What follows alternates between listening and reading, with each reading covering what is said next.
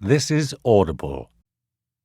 Audible Studios presents Maigret and the Ghost, written by Georges Simenon, translated by Roz Schwartz, and performed by Gareth Armstrong. Chapter 1. Inspector Longnon's Strange Nights and Solange's Ailments. It was just after 1 o'clock in the morning when the light went out in Maigret's office. Puffy-eyed with tiredness, Maigret pushed open the door to the inspector's office, where young Lapointe and Bonfils were on duty. "Good night, boys," he grunted. In the vast corridor, the cleaning women were sweeping the floor, and he gave them a little wave.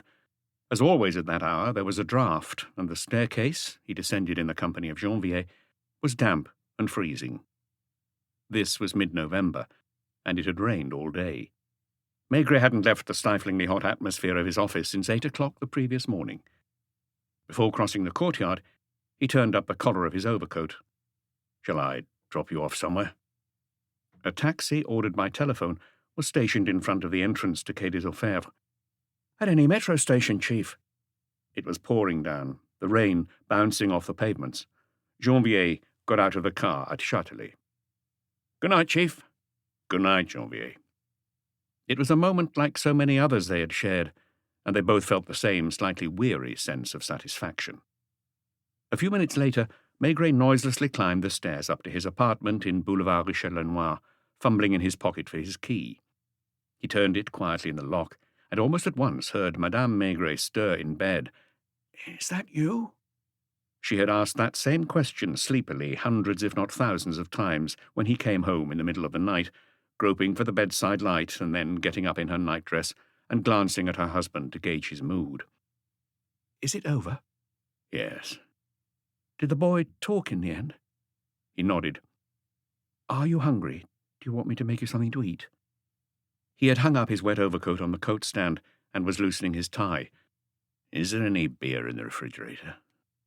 He had almost stopped the car at Place de la République to down a beer in a brasserie that was still open.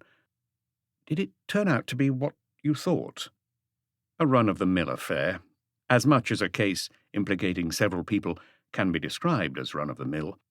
The newspapers had dubbed them the bike gang. The first time, 2 motorbikes had pulled up in front of a jeweller's in Rue de Rennes in broad daylight. 2 men had jumped off one and a third off the other, their faces masked with red bandanas. All 3 had dashed into the shop and emerged minutes later brandishing guns, with jewels and watches snatched from the window and the counter. In the heat of the moment, the bystanders had been numb with shock, and when motorists eventually reacted and thought to give chase to the thieves, it had caused such a traffic jam that the culprits were able to get away. "They'll strike again," Maigret had predicted. The haul was meagre because the jewellers owned by a widow only sold cheap goods. They wanted to perfect their technique. This was the first time that motorbikes had been used in a hold-up. Maigret was not mistaken, because 3 days later the scenario was repeated, this time in a luxury jeweller's in Faubourg Saint-Honoré. The result was the same, only this time the bandits had looted jewellery worth several million old francs, 200 million according to the newspapers, 100, said the insurance company. But as they made their getaway, one of the robbers had lost his bandana, and he had been arrested 2 days later at the locksmith's where he worked in Rue Saint-Paul. By that evening, all 3 were behind bars, the eldest aged 22 and the youngest, Jean Boche, nicknamed Jeannot, just 18. He was blond, his hair too long, and was the son of a cleaning woman in Rue Saint-Antoine. He too worked in a locksmith's. "Janvier and I took turns all day," an irritable Maigret told his wife, "drinking beer and eating sandwiches. Listen, Jeannot, you think you're a tough guy. They had you believe you were, but it was neither you nor your little friends who planned those robberies. There's someone behind you, someone who orchestrated the whole thing, taking care not to get his hands dirty. He was released from Fresnes 2 months ago and isn't keen to go back to prison. Admit he was at the scene in a stolen car and that he covered your getaway by faking a clumsy maneuver and holding up the traffic." Maigret undressed, taking the occasional sip of beer, bringing his wife up to date in terse sentences. "Those kids are the toughest. They have a very strong code of honour instilled into them."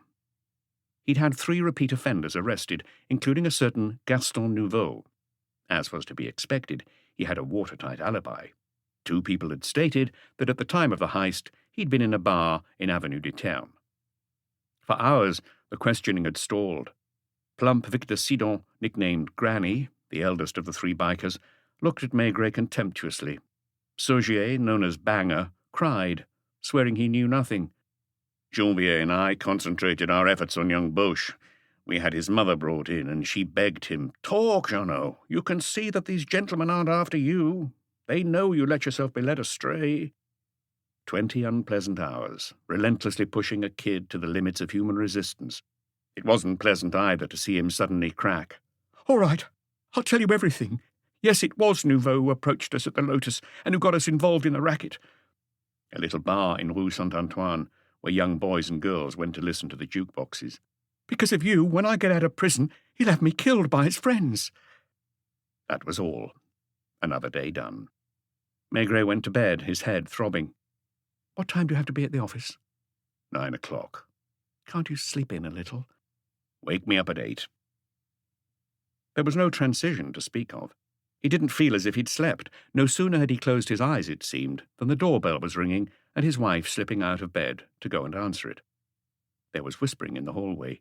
He thought he recognized the voice, told himself he must be dreaming, and buried his head under the pillow. Again his wife's footsteps, padding towards the bed. Was she going to go back to sleep? Had someone rung the wrong bell? No. She touched his shoulder, drew back the curtains, and without needing to open his eyes, he was aware that it was daylight. He asked in a slurred voice, "What time is it?" 7 o'clock. "Is someone here?" "Lapointe's waiting for you in the dining room." "What does he want?" "I don't know. Stay in bed for a minute while I make you a cup of coffee." Why was his wife talking to him as if she'd just been given bad news? Why had she been loath to answer his question? It was a filthy grey day and the rain was still coming down. Initially, Maigret thought that Jean Boche, thrown into a panic by his confession, had hanged himself in his police cell. He got up without waiting for his coffee, pulled on his trousers, ran a comb through his hair, and opened the dining-room door, still groggy from too deep a sleep. Lapointe stood by the window, wearing a black overcoat and holding a dark-coloured hat, his cheeks covered in stubble after a night on duty. Maigret merely gave him a quizzical look. "I apologize for waking you up so early, Chief. Something happened last night to someone you're fond of." "Janvier?" "No, not someone from Quai des Orfèvres." Madame Maigret brought in 2 large cups of coffee. "Lognon." "Is he dead?" "Seriously wounded. He was taken to Bichat, and Monsieur Mangot, the consultant, has been operating on him for the last 3 hours. I didn't want to come sooner or telephone you because after the day you'd had yesterday you needed some rest. Besides, at first they didn't think there was much chance that he'd live." "What happened to him?" 2 bullets, one in the stomach, the other just below his shoulder." "Where?" "Avenue Junot, on the pavement." "Was he alone?" "Yes. For the time being, it's his colleagues from the 18th arrondissement who were investigating." Maigret sipped his coffee without experiencing the usual satisfaction. "I thought you'd want to be there if he regains consciousness. The car's downstairs." "Do they know anything about the attack?" "Almost nothing. They don't even know what he was doing in Avenue Junot. A concierge heard the shots and called the emergency services. A bullet went through her shutter, smashed the window pane, and lodged itself in the wall above her bed." "I'll get dressed." He went into the bathroom while Madame Maigret set the table for breakfast, and Lapointe, having removed his overcoat, waited. Inspector Lognon didn't belong to Quai des Orfèvres, even though he was keen to, but Maigret had worked with him often, almost every time there was a major case in the 18th arrondissement. He was a civvy, as they said, one of the 20 plainclothes inspectors whose office was in the Montmartre town hall on the corner of Rue Ordonnay and Rue de Montcenis.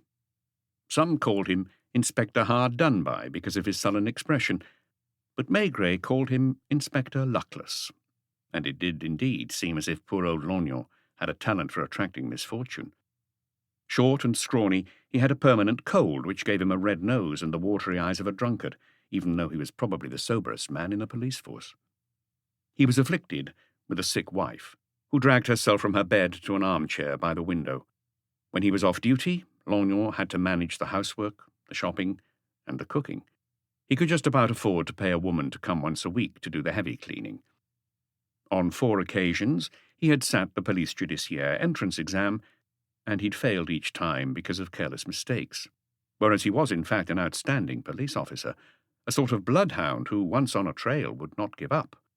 Obstinate, meticulous, the type who could immediately smell something suspicious, passing someone in the street. Do they hope to save him? At Bichat, they reckon he has a 30% chance, apparently. For a man named Inspector Luckless, that was not encouraging. Has he been able to speak? Maigret, his wife, and Lapointe ate the croissant which the baker's boy had just left outside the door. His colleagues didn't tell me, and I didn't want to press them. Lognan wasn't the only one to suffer from an inferiority complex. Most of the neighbourhood inspectors coveted a post at Quai des Orfèvres, and when they had an interesting case likely to make the headlines, they hated the big boys taking it away from them. "Let's go," sighed Maigret, putting on his overcoat, which was still damp. His gaze met his wife's, and he understood that she wanted to speak to him, guessing that the same idea had just occurred to both of them. "Do you expect to be back for lunch?" "It's unlikely." "In that case, don't you think—" She was thinking of Madame Lognan, helpless and alone at home. "Get dressed quickly. We'll drop you off at Place Constantin Piqueur." The Lognans had lived there for 20 years, in a red brick apartment building with yellow bricks surrounding the windows. Maigret had never been able to remember the street number. Lapointe took the wheel of the little police judiciaire car. This was the second time in so many years that Madame Maigret had got into one of these with her husband. They drove past crammed buses. On the pavements, people walked fast, leaning forward, clutching their umbrellas, which the wind was trying to snatch from their hands. They reached Montmartre, Rue Caulaincourt. "It's here." In the middle of the square was a stone couple, one of the women's breasts emerging from the folds of her robe, and the statue was black on the side exposed to the rain. "Telephone me at the office. I hope to be there by late morning." One case was barely over, when another was beginning, about which he knew nothing yet. He was fond of Lognan. Often in his official reports, he had highlighted his merits, even crediting him with successes he personally had achieved. But it hadn't helped. Inspector Luckless. To Bichat first. A staircase, corridors, rows of beds glimpsed through open doors, the gaze of their occupants following them as they passed. They were sent the wrong way and had to go back down to the courtyard and up another staircase before reaching at last a door marked surgery. It was being guarded by an inspector from the 13th arrondissement whom they knew, a certain Créac, who had an unlit cigarette dangling from his mouth. "I think you'd better put out your pipe, Inspector. There's a dragon here who'll go for you the way she did me when I tried to light my cigarette." Nurses went past with bedpans, pitchers, trays of files and nickel instruments.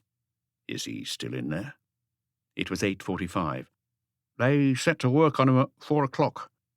"You don't have any news?" "No, I tried to inquire at this office on the left, but the old witch—" It was the office of the matron, whom Créac had called the dragon. Maigret knocked on the door. A disagreeable voice bade him enter. "What is it?" "I apologize for disturbing you, madame. I am the head of the crime squad at the police judiciaire." The woman's frosty glare seemed to say, "So what?" "I'd like to know whether you have any news of the inspector who's being operated on at the moment." "I'll have some when he's out of surgery. All I can tell you is that he's not dead, because the consultant hasn't come out." "Was he able to speak when he was brought in?" She gave him a withering look for asking such an idiotic question. "He had lost almost half his blood, and we had to give him an emergency transfusion."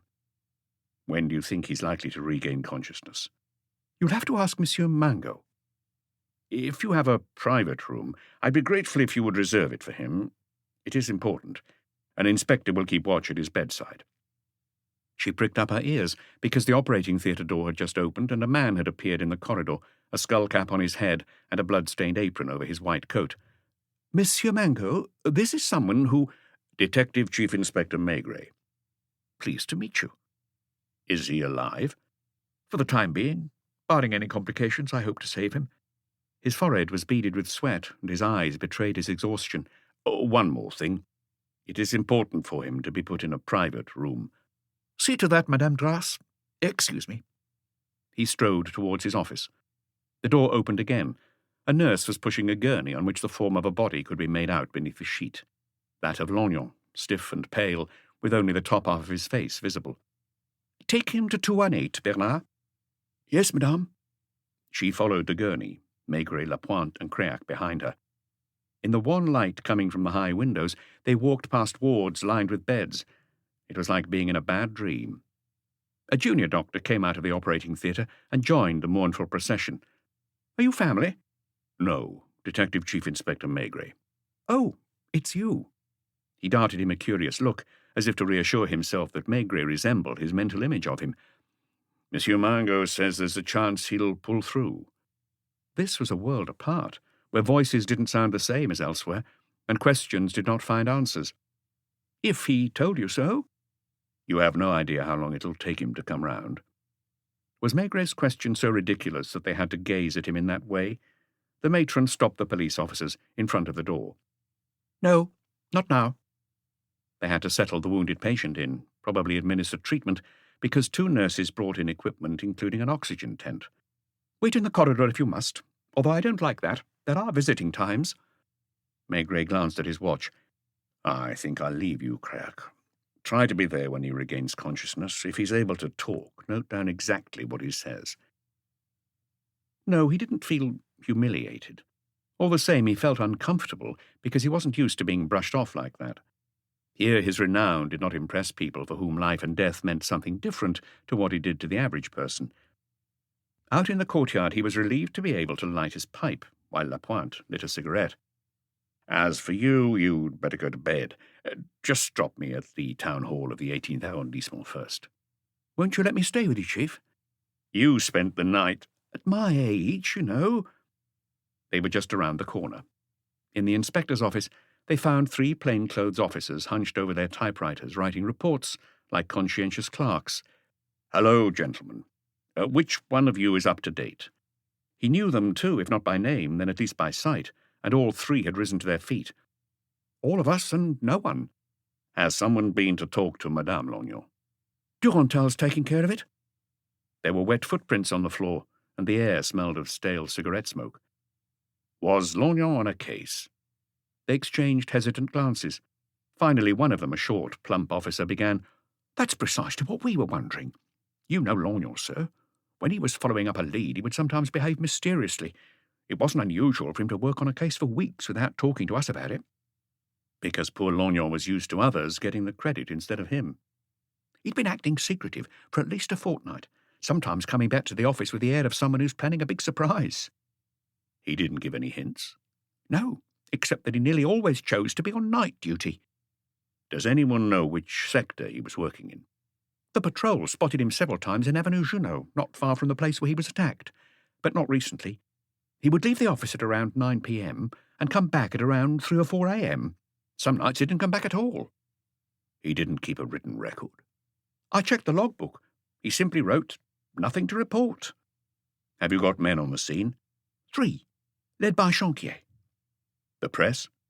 "It's hard to keep an attack on a police inspector from them. Don't you want to see the superintendent?" "Not now." Maigret had Lapointe drive him to Avenue Junot. The trees were shedding their last leaves, which were plastered to the damp pavements. It was still raining, but that didn't stop around 50 people from gathering halfway down the avenue. Uniformed officers had cordoned off a square of pavement in front of a 4-story apartment building. When Maigret alighted from the car and had to push his way through the curious onlookers and the umbrellas, the photographers caught sight of him. "One more, Inspector! Take a few steps forward into the crowd." He glared at them in the same way that the matron had glared at him at Bichat. On the area of empty pavement, the rain hadn't been enough to wash away a pool of blood, which was slowly being diluted, and since it wasn't possible to draw with chalk, the police had formed the outline of a body as best they could, using twigs. Inspector Delio from the 18th arrondissement police station removed his sopping hat to greet Maigret. "Chanquier is with the concierge, Inspector. He was the first on the scene."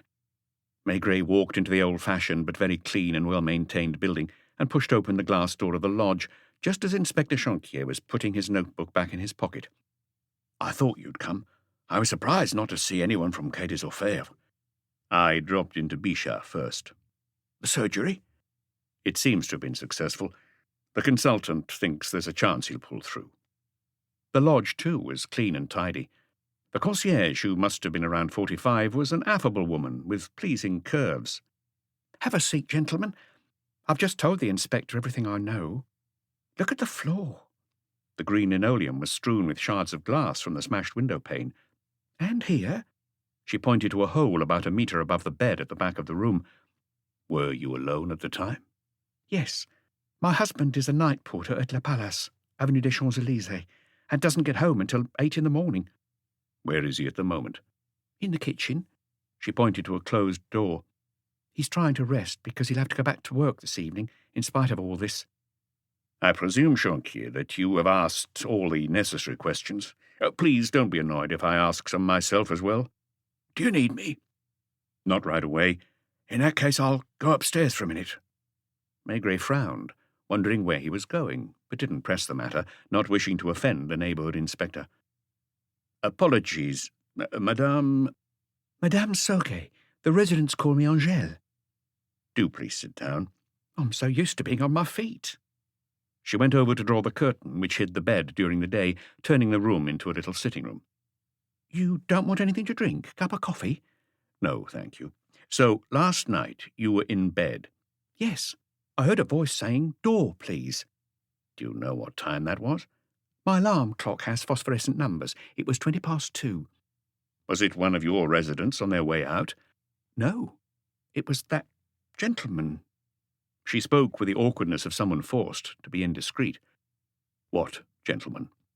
"The one who was attacked." Maigret and Lapointe looked at one another in amazement. Do you mean Inspector Lognon? She nodded, adding, "We have to tell the police everything, don't we? I don't usually talk about my residents, about what they do or who visits them. Their private life is none of my business.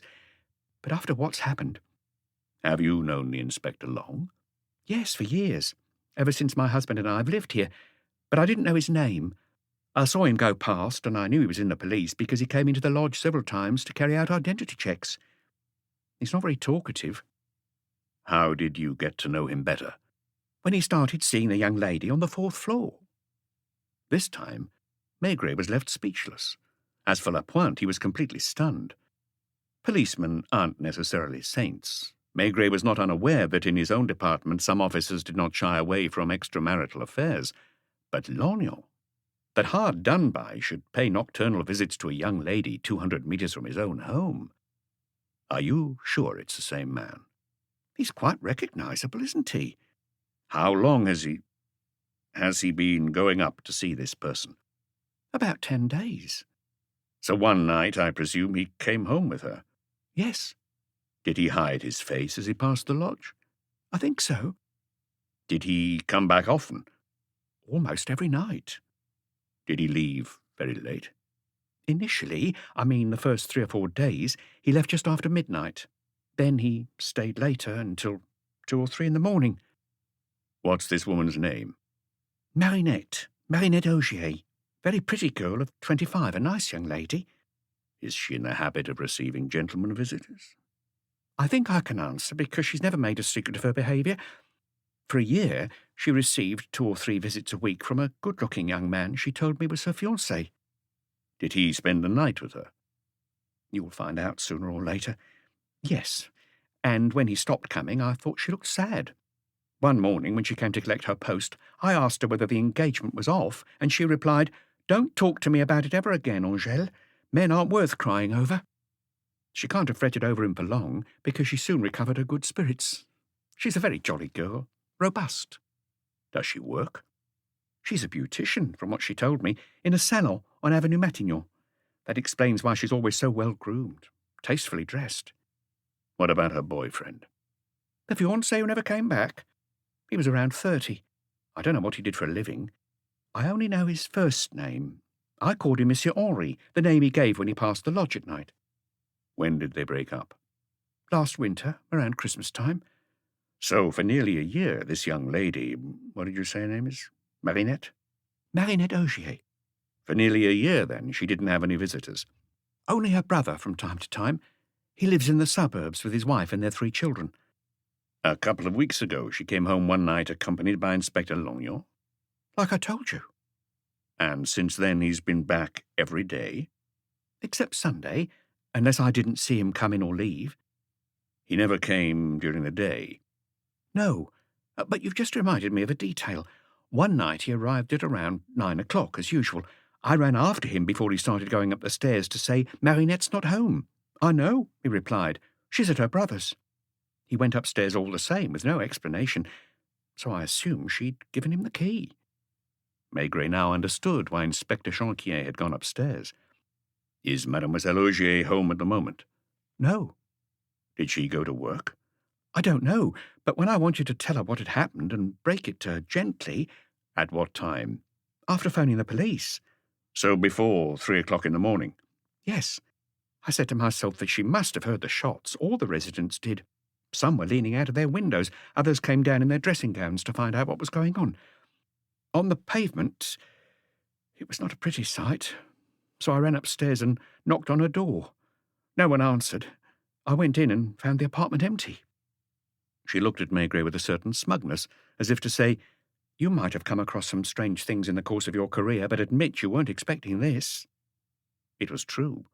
Maigret and Lapointe could only exchange nonplussed glances. Maigret was thinking that meanwhile his wife was with Madame Longnon, whose first name was Solange, consoling her and probably doing her housework. Do you think she left the building when he did? I'm positive she didn't. I have keen hearing, and I'm sure that only one person, a man— Did he shout his name in passing? No. He was in the habit of yelling, "Forth." I recognised his voice. Besides, he was the only one who used that word. Could she have left before him? No. I only opened the door once last night at 11:30 to the people from the third floor who came back from the cinema. Could she have gone out after the shooting? That's the only explanation. When I saw the body on the pavement, I raced in here to telephone the emergency services. I wasn't sure whether to close the main door. I didn't dare. It felt as if it would be abandoning the poor man. Did you lean over him to find out whether he was dead? It was hard, because I hate the sight of blood. But I did. Was he conscious? I don't know. He didn't say anything? His lips moved. I could tell he wanted to speak. I thought I made out a word, but I must have got it wrong, because it makes no sense. Maybe he was delirious. What word? Ghost. She blushed, as if she were afraid that Maigret and Lapointe would laugh at her or accuse her of making things up. Chapter 2. Lunch at Chez Manière. It was as if the man had chosen that particular moment for dramatic effect. Maybe he'd been listening at the door. The word ghost had barely been uttered when the knob turned, the door opened a fraction, and a head appeared, while the rest of the body remained unseen. His face was pale, his features drawn, his eyelids and mouth drooping, and it took Maigret a few seconds to realize that what gave the newcomer his mournful expression was the absence of dentures. "Aren't you asleep, Raoul?" And, as if it were necessary, she introduced the man. "Oh, my husband, Inspector." Much older than her, he was wearing an unsightly purple dressing gown over his pyjamas. Behind his desk at La Palace, in his gold-trimmed livery, he must have cut a fine figure. But here, unshaven, his body weary, with the scowl of someone who can't get to sleep, he was both ridiculous and pathetic. Holding a cup of coffee, he vaguely greeted Maigret. Then his gaze turned to the lace curtains on the other side of which dark shapes were still clustered in the driving rain, despite the police officer's efforts to keep them at bay. "Is this going to go on for long?" he groaned. He was being deprived of his much-needed sleep, the sleep he was entitled to, and from the look on his face, anyone would have thought that he was the real victim. "Why don't you take one of those pills the doctor prescribed?" "They give me a stomach ache." He sat down in a corner to drink his coffee, his feet bare inside felt slippers, opening his mouth only to sigh during the rest of the interview. "Madame, I'd like you to try and remember what happened almost second by second from the moment when you were asked to open the door. Why this delectable woman had married a man at least 20 years her senior was none of his business, and she probably hadn't seen him without his dentures at the time. "I heard, 'Door pull, please,' and the voice, which I recognised, shouted, 'Forth.' As I've already told you, I automatically glanced at the clock. It's a habit. The time was 2:20. I reached out to press the button, because nowadays there isn't a door pull anymore, but an electric button that opens the door. Just then, I thought I heard the sound of an engine, as if a car was parked not right outside, but further along, with the motor still running. I even said to myself that it was probably the Arsins, a couple who live in the next building, who often come home in the small hours. All that only lasted a few seconds. I also heard Monsieur Lognon's footsteps in the corridor, then the door slammed. Immediately afterwards, the sound of the engine grew louder, the car pulled away, and a shot rang out. Then another, and a third. They might as well have taken aim at the lodge itself with that last one, because it hit the shutter, broke the window, and there was a strange sound above my head. Did the car carry on driving? Are you sure there was a car? The husband looked from one to the other, his head bowed, stirring the spoon in his cup. I'm positive. The street is on a slope. To drive up it, cars accelerate. That one went full throttle in the direction of Rue Norvin. You don't recall hearing a shout? No. At first I stayed put because I was frightened. But women always want to know, to find out what's going on. I switched on the light, grabbed my dressing gown, and rushed into the corridor. Was the front door closed? I told you, I heard it slam. I pressed my ear to it and could only hear the rain, so I opened it a fraction and I saw the body, barely 2 meters from the doorway. Facing the top of the street or the bottom? More as if he'd been heading towards Rue Caulaincourt. The poor man was clutching his stomach with both hands and blood was streaming over his fingers. His open eyes were staring at me. You leaned over and that's when you heard or thought you heard the word ghost. I'd swear that that's what he whispered. Windows opened. Residents don't have their own telephones and have to use the one in the lodge. 2 of them who've applied for a phone have been on the waiting list for over a year. I came back inside and looked up the emergency services number in the directory. You should know these things, but you don't think about it, especially in a quiet building like ours. Was the light on in the corridor? No, only in my lodge. The operator on the other end asked me questions, thinking it was a hoax, so it took a while. The telephone was wall-mounted. From where it was positioned, you could see into the corridor. Residents came down. I told you all that. After hanging up, I thought of Marinette and I dashed up to the 4th floor. Thank you. May I use your phone? Maigret called the police judiciaire. Hello, is that you, Luca? You must have found a note from Lapointe about Lognon. No, I'm not at the hospital anymore. They don't know if he'll pull through yet. I'm at Avenue Junot. I'd like you to go over to Bichat. Yes, yourself. Put on your most official manner, because those people don't much care for outsiders. Try to see the junior doctor who was present during surgery, because Monsieur Margot's probably unavailable at this hour. I presume they've found the bullet, 2 most likely. Yes, I'd like to have as many details as possible while I'm waiting for the official report, and take the bullets to the laboratory. In the past, this job was given to a civilian expert, Gastine Renette, but now they had a ballistics expert in the police judiciaire laboratories in the eaves of the Palais de Justice. I'll see you soon, or early this afternoon. Maigret turned to Lapointe. Do you really not want to go home to bed? I'm not sleepy, Chief. The night porter from La Palace shot him a look that was a mixture of envy and disapproval. In that case, go over to Avenue Matignon. There can't be so many beauty salons that you won't be able to find the one where Marinette Augier works. It's highly unlikely she'll be there. Try to discover as much as you can about her. Understood, Chief. And I'll go upstairs. Maigret was a little annoyed not to have thought of the bullets when he was at the hospital, but this was no ordinary investigation. It was as if, because it involved Lognon, it had taken on a less professional character. At Bichat, he had been thinking first and foremost about the inspector, and had allowed himself to be intimidated by the matron, the consultant, and the wards where the rows of patients followed him with their eyes. The building on Avenue Junot had no lift. There was no carpet on the stairs either, but the wooden treads, shiny from wear, were well polished, the handrails smooth. There were 2 apartments on each floor, and some doors had brass nameplates. On the 4th floor, he pushed the half-open door, crossed a dark hallway, and found himself in a living room where Inspector Chanquier was sitting in a floral chintz-covered armchair, smoking his cigarette. I was waiting for you. Did she tell you everything?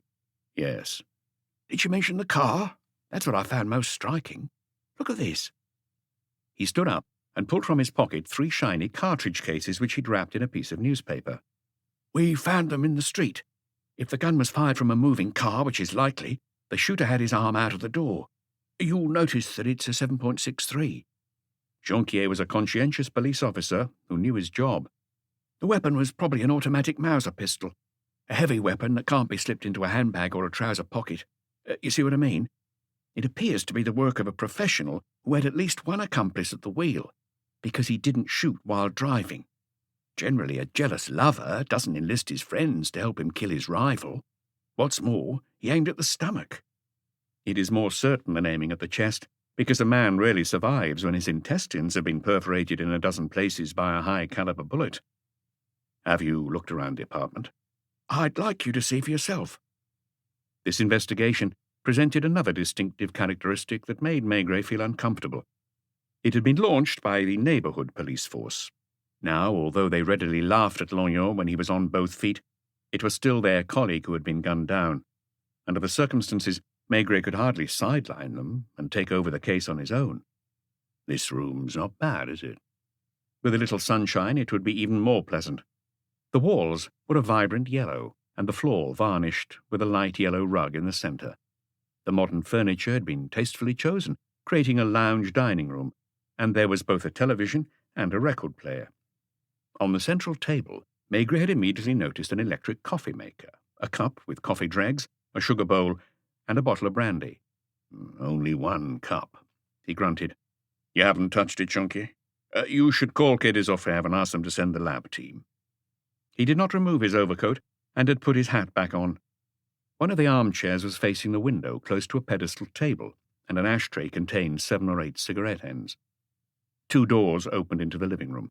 The first led to the kitchen, which was clean and tidy, and resembled one of those model showroom kitchens, rather than the kind usually found in old Parisian apartment buildings.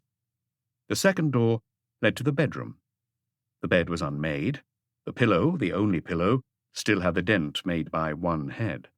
A pale blue silk dressing gown had been slung over the back of a chair, a woman's pyjama jacket of the same colour lay on the floor, and the bottoms at the foot of a wardrobe. Jonquier was already coming back up. I got Meurs on the phone. He's sending the team over right away. Have you had a chance to look around? Have you opened the wardrobe? Not yet. He opened it. 5 dresses on hangers, a fur-trimmed winter coat and 2 suits, one beige and the other navy blue.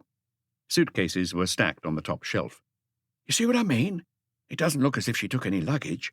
In the chest of drawers you'll find her underwear neatly arranged. The window had a view over part of Paris, but mainly, especially today, of the grey sky from which the rain continued to pelt down. Past the bed, a door led into the bathroom, where nothing was missing either, not the toothbrush or the beauty creams. Judging from her apartment, Marinette Augier was a person with taste who spent a good deal of time at home and liked her comfort. I forgot to ask the concierge whether she cooked or whether she ate in restaurants, admitted Maigret. I did. She nearly always eats here. The refrigerator contained half a cold chicken, butter, cheese, fruit, 2 bottles of beer, and a bottle of mineral water. In the bedroom on the bedside table, another bottle had been opened. On the same bedside table, Maigret was more interested in the ashtray, which contained 2 lipstick-stained cigarette butts. She smokes Virginia tobacco. Whereas in the living room, someone was smoking Gauloise, correct? The 2 men exchanged a look, because the same thing had occurred to both of them. Judging by the state of the bed, there are no signs that last night was spent love-making. Despite the tragedy, it was hard not to smile at the thought of Inspector Hard-Done-By in the arms of a pretty young beautician. Had they argued? Had a sulking Lognon taken refuge in the next room, sunk in an armchair and chain-smoked while his mistress was in bed? Something wasn't right, and Maigret realized once again that from the start he had not handled this case with his usual clear-headedness.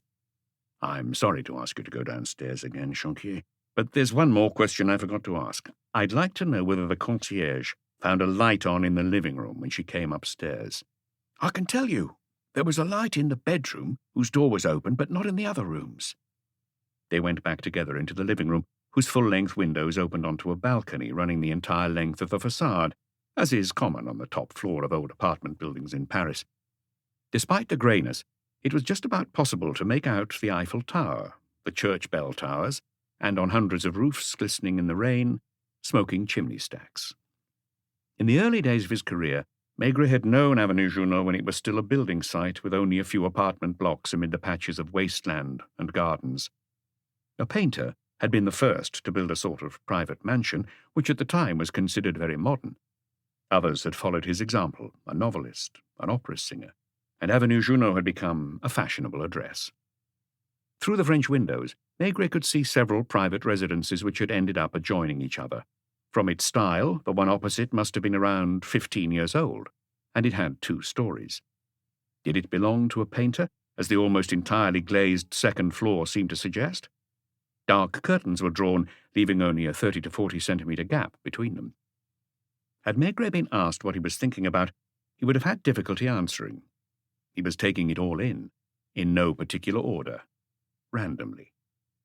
At times he looked outside, at times inside the apartment, knowing that at a given moment some images would connect up and make sense. A noise was heard coming from the street. Heavy footsteps on the stairs, voices, banging.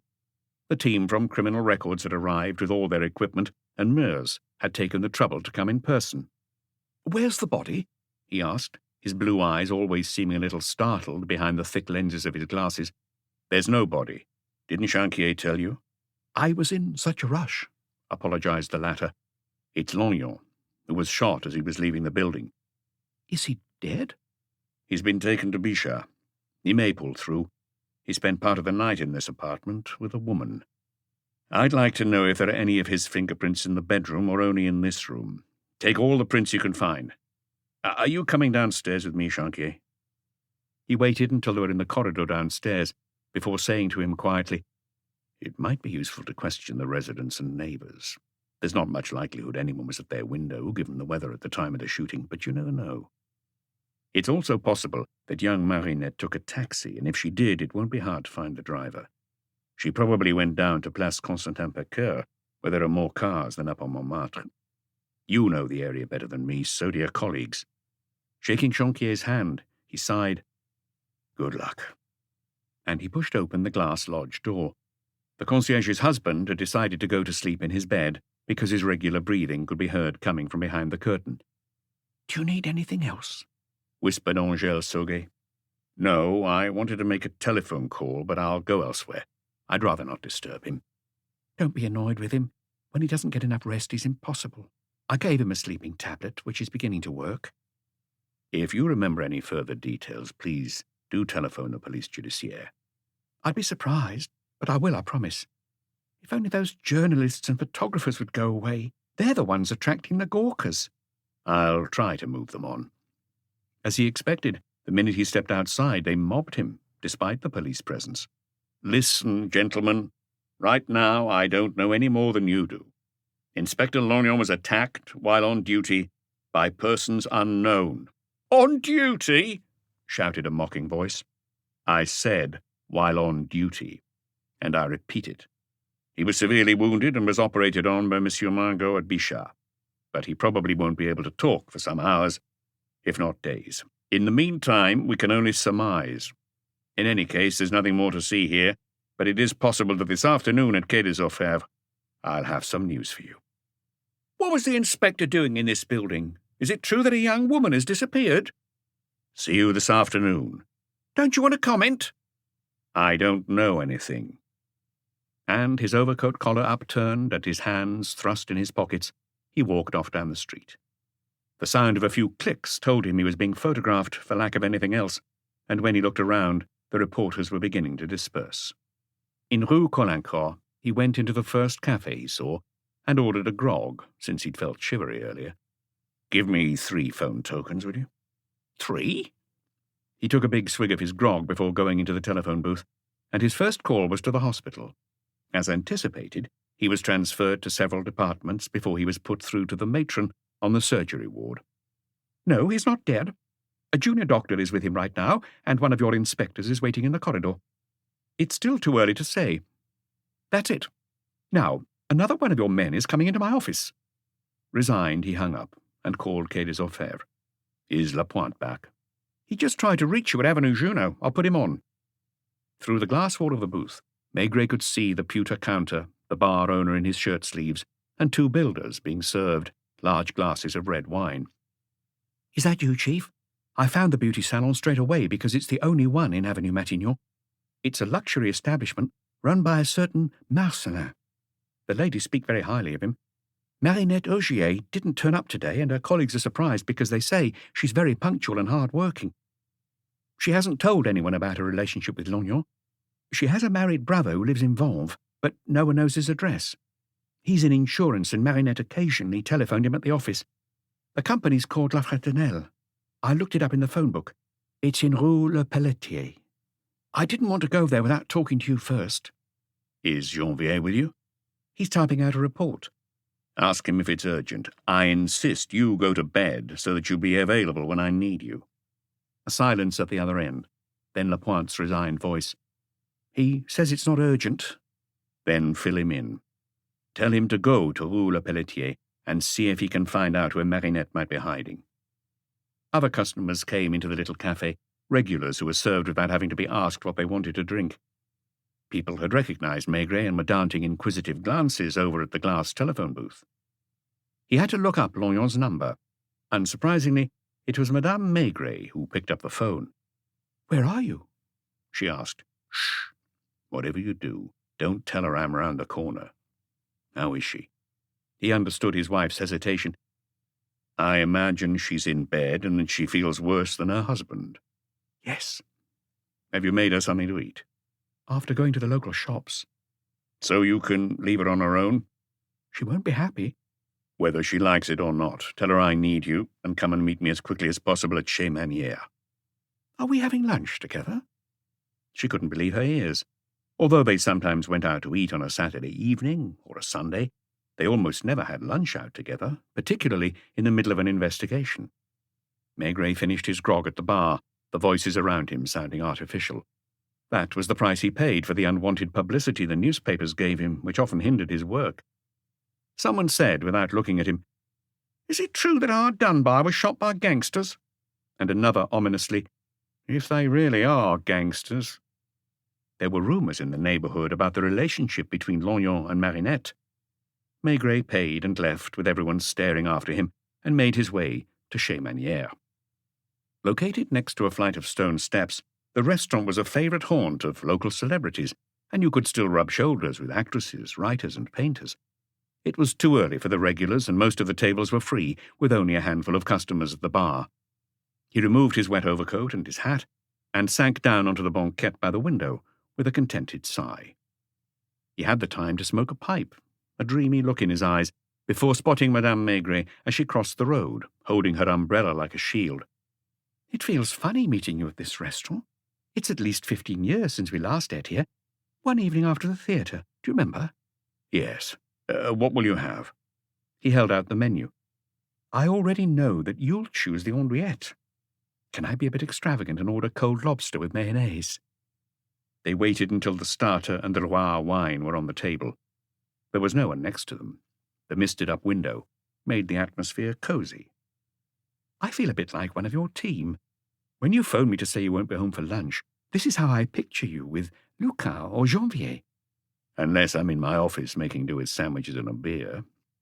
So, tell me." "I don't want to be unkind." "Be honest." "You've often talked to me about her and her husband. He was the one you felt sorry for, and I was close to thinking you were being unfair." "And now?"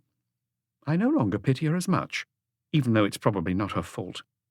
I found her in bed, and the concierge was there with her, along with an elderly neighbour who sits telling her beads all day long. They'd called the doctor because she looked as if she was at death's door." "Was she surprised at your visit?" "Do you know what her opening words were?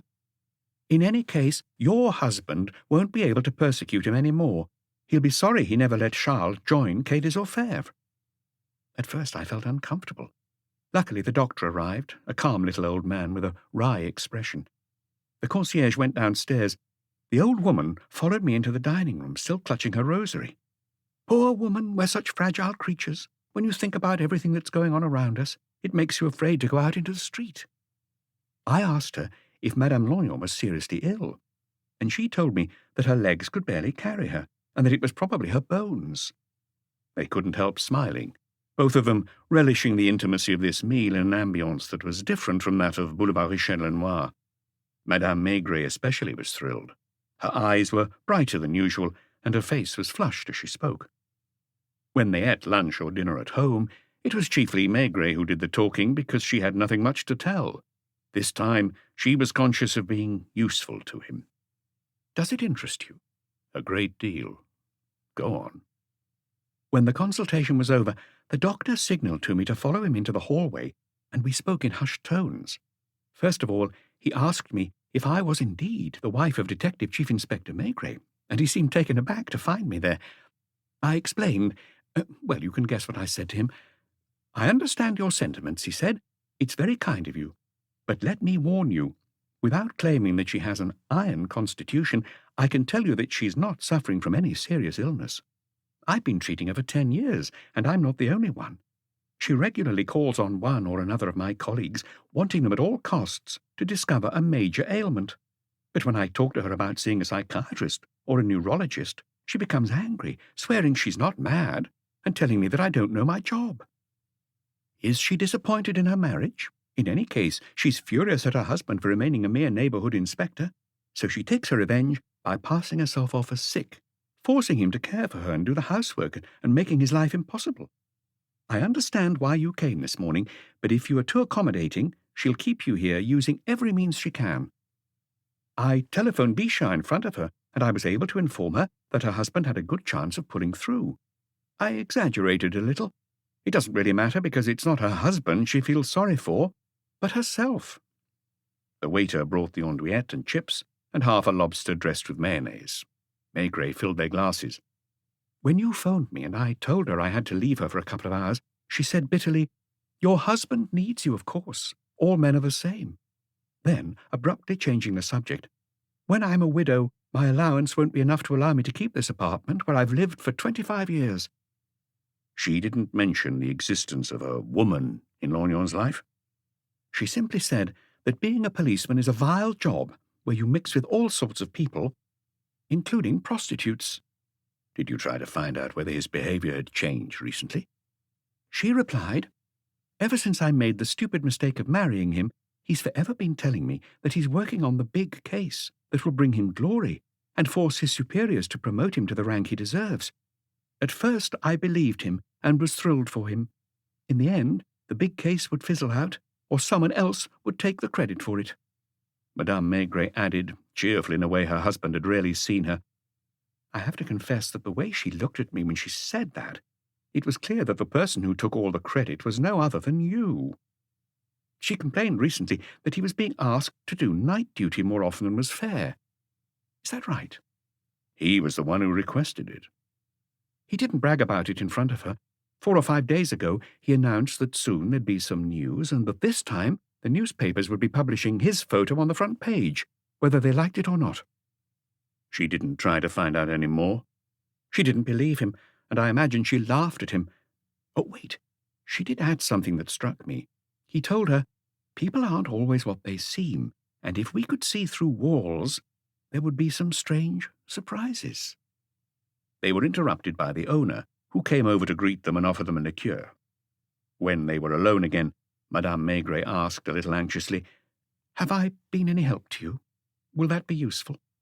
He didn't reply immediately because, as he lit his pipe, he was mulling over an idea that was still half-formed. "Did you hear?" "Yes. What you've just told me will probably change the direction of the investigation." She looked at him, still incredulous, but delighted. That lunch at Chez Manière would be one of her most treasured memories. Chapter 3. Marinette's Love Affairs. The rain was beginning to ease up, no longer slanting down furiously and drenching those out and about, and Maigret, looking out of the window, prolonged this exceptionally delightful lunch. Had Lognon been able to see them, it would have given him yet another reason to vent his bitterness. "While I lie injured in a hospital bed, others are treating themselves to a romantic lunch at Chez Manière and talking about my poor wife as if she were a shrew or a mad woman." An idea occurred to Maigret, not necessarily original or profound. It's curious how people's susceptibility generally complicates our lives more than their actual faults or their lies. This was especially true in his profession. He recalled investigations that had dragged on for several days, if not weeks, because he hadn't dare ask the person in front of him a blunt question, or because they were loath to talk about certain matters. "Are you returning to your office?" "I'm going to Avenue Junot first. What about you?" "You don't think that if I leave her on her own, she'll accuse you of abandoning her with no one to care for her while her husband lies dying as a result of his devotion to the police?" It was true. Madame Lognon, whose ill-suited first name, Solange, meant Angel of the Sun, was capable of complaining to the reporters who would soon be knocking at her door, and goodness knows what they'd end up printing in the newspapers. But you can't spend your days and nights at her place until he's better. See if the old spinster with a rosary can help out. "Her name's Mademoiselle Papin." "For a little money, she's bound to agree to spend a few hours in the apartment. Or you could perhaps hire a nurse." By the time they left the restaurant, the rain had eased up, and they went their separate ways at Place Constantin-Pecqueur. Maigret walked slowly up Avenue Junot and spotted Inspector Chanquier coming out of one building and ringing the bell of the one next door. That, too, was a task that was both delicate and disheartening. You disturbed people who were going quietly about their business at home and who were either worried or annoyed by the mere mention of the police. "May I ask you whether last night—" They were all aware that an attempted murder had taken place in the street. Did they feel they were under suspicion? And is it not sometimes disagreeable to tell a stranger what one was doing the previous night? Even so, Maigret would have liked to be in Chanquier's shoes, to become better acquainted with the street, its residents, its inner life, which would have helped him understand the context, if not the tragedy itself. Unfortunately, it was a job that a divisional chief inspector cannot allow himself to do in person, and Maigret was already criticized for being out and about too often instead of managing his men from his office. There was only one officer left on duty outside Marinette's building. The faint blood stain on the pavement was still visible. A few passers-by stopped for a moment without forming a crowd, and the reporters had vanished. "Nothing new?" "Nothing, Inspector. Things have calmed down." In the lodge, the Sauguets were lingering at the table, the night porter at La Palace still in his unsightly dressing gown and still unshaven. "Don't let me disturb you. I'm going up to the 4th floor for a minute, but I'd like to ask you 1 or 2 questions first. I presume Mademoiselle Augier doesn't have a car?" "She bought herself a scooter 2 years ago and sold it 2 or 3 months later after a minor accident." "Where does she usually spend her holidays?" "Last summer she went to Spain and came back so tanned that I didn't recognize her at first." "Alone?" "With a female friend, so she told me." "Did she often have visits from female friends?" "No, other than the fiancé I told you about and the inspector, who has been coming to see her recently. She lived quite a solitary existence." "What about Sundays?" "She would often go away on Saturday evenings, because she worked on Saturday afternoons, and come back on Monday morning. Salons are closed on Monday mornings." "So she couldn't have gone very far?" "What I know is that she went swimming. She would often talk about spending hours in the water." He climbed up the 4 flights of stairs, spent a good 15 minutes opening drawers and cupboards, examining the clothes, underwear, and knickknacks that reveal a person's character and taste. Although nothing was particularly expensive, everything had been chosen with care. He found a letter postmarked Grenoble that he'd missed that morning, in a man's handwriting, the tone affectionate and cheerful, and it was only on reading the closing words that Maigret realized that it came from Marinette's father. "Your sister is pregnant again, and her engineer husband is prouder than if he'd built the biggest dam in the world. As for your mother, she's still struggling to keep some 40 brats under control, and comes home in the evening fragrant with a smell of infant wee." A wedding photograph, of her sister's marriage most likely, dating from a few years earlier. Surrounding the couple were the parents, stiff and awkward, as always in these photos, a young man and his wife with a little boy of 3 in front of them, and finally a woman with lively, shining eyes, who must have been Marinette. He put the photograph in his pocket. A little later he took a taxi to Quai des Orfèvres, where he went back to his desk, which he left at 1 o'clock in the morning, after persevering for hours and hours to try to solve the hold-up case. He hadn't had the time to remove his overcoat when Janvier knocked on his door. "I saw the brother, Chief. I found him in his office in Rue Le Pelletier, where he holds a fairly senior position." Maigret showed him the wedding photograph. "Is that him?" Without hesitation, Janvier pointed at the father of the little boy. Had he heard about what happened last night? No, the newspapers have only just come out. At first he insisted it must be a mistake, that it wasn't his sister's nature to run away or hide. "She's so outspoken that I sometimes reprimand her, because not everyone likes it." "You didn't get the feeling that he was keeping something from you?" Maigret had sat down and fiddled with his pipes before selecting one, which he filled slowly. "No, he seems like a very decent type. He answered all my questions about the family without hesitation. The father is an English teacher at the Grenoble Lycée, and the mother is head of a nursery school. There's another sister in Grenoble, married to an engineer who gives her a baby every year." "I know." Maigret didn't add that he had learned this from the letter he had found in a drawer. After her baccalaureate, Marinette decided to live in Paris, where she worked at first as a shorthand typist for a lawyer. Office life didn't suit her, and she trained to become a beautician. Her dream, according to her brother, is to open a beauty salon one day. "What about the fiancé?" "She really was engaged. The young man, whose name is Jean-Claude Ternel, is the son of a Paris industrialist. Marinette introduced him to her brother. There was talk of taking him to Grenoble to meet her parents." It is demoralizing in a criminal case to be confronted only with normal people, because you wonder why and how they have come to be mixed up in a tragedy. "Does the brother know that Jean-Claude often used to stay overnight?" "He didn't dwell on that point, but he gave me to understand that while as a brother he couldn't approve, he was modern enough not to criticize his sister." "A model family, in other words," grumbled Maigret. "I found him very pleasant." The apartment in Avenue Junot, which must have reflected Marinette's personality, was pleasant too. "All the same, I'd like to track her down as soon as possible. Has her brother seen her lately?" "Not last week, but the week before. When she didn't go to the country, she spent Sunday afternoons with her brother and sister-in-law. They live in Vanves, next to the park, which, as François Augier says, is very handy for the children." "She didn't mention anything to them?" "She told them in passing that she'd met an extraordinary man, and that soon she'd have an astonishing story to tell them. Her sister-in-law teased her, a new fiancé." Janvier seemed embarrassed to be reporting such mundane details. "She swore that once was enough." "Why did she break up with Jean-Claude?"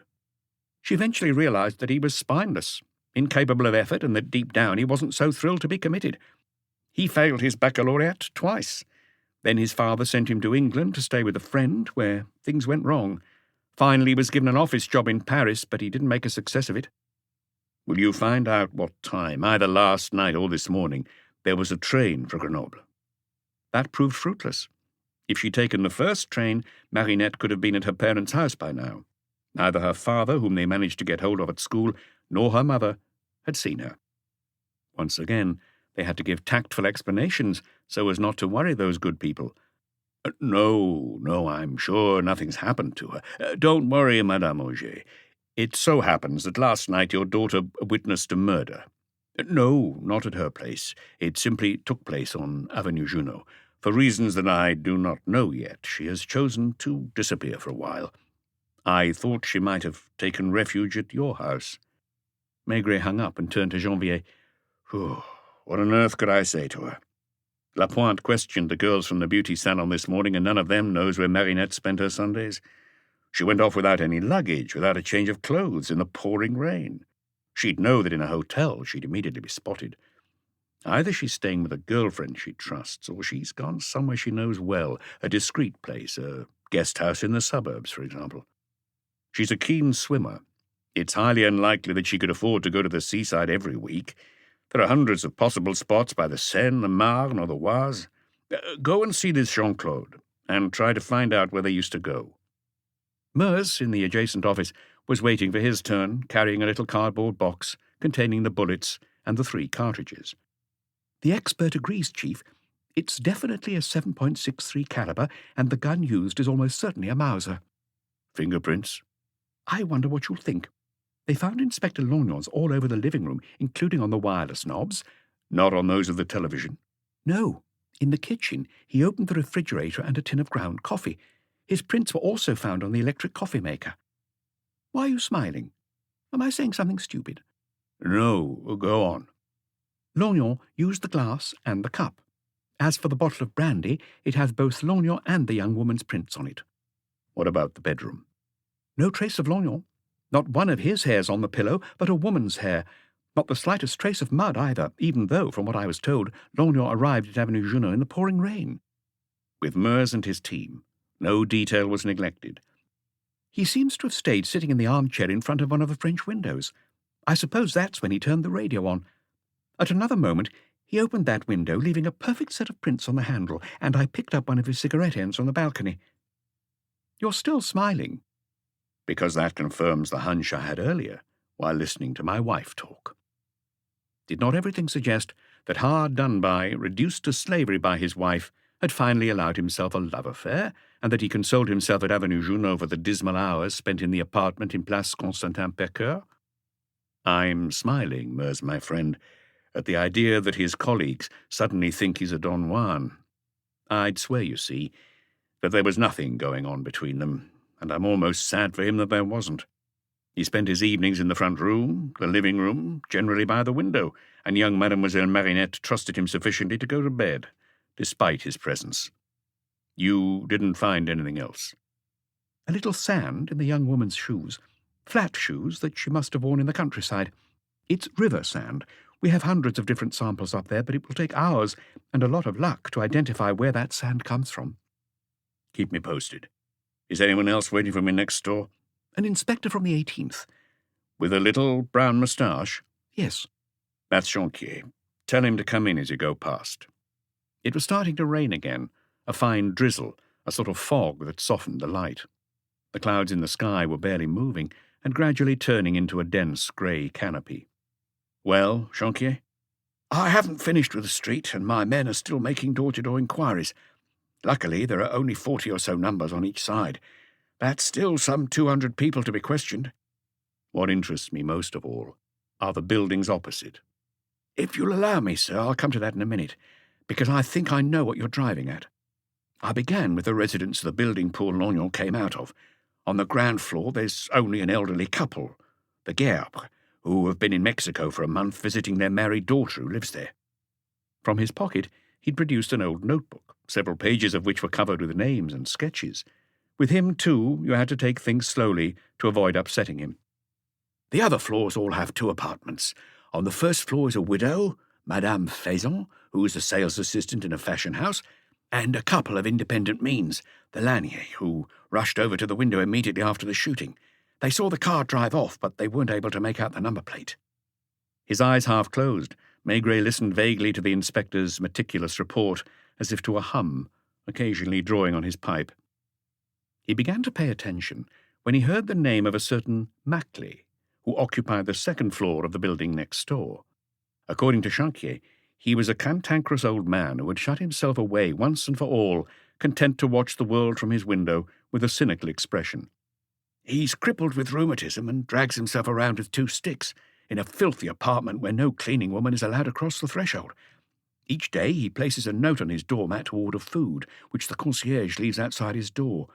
He doesn't have a wireless, doesn't read the newspapers. The concierge claims he's rich, even though he lives almost like a pauper.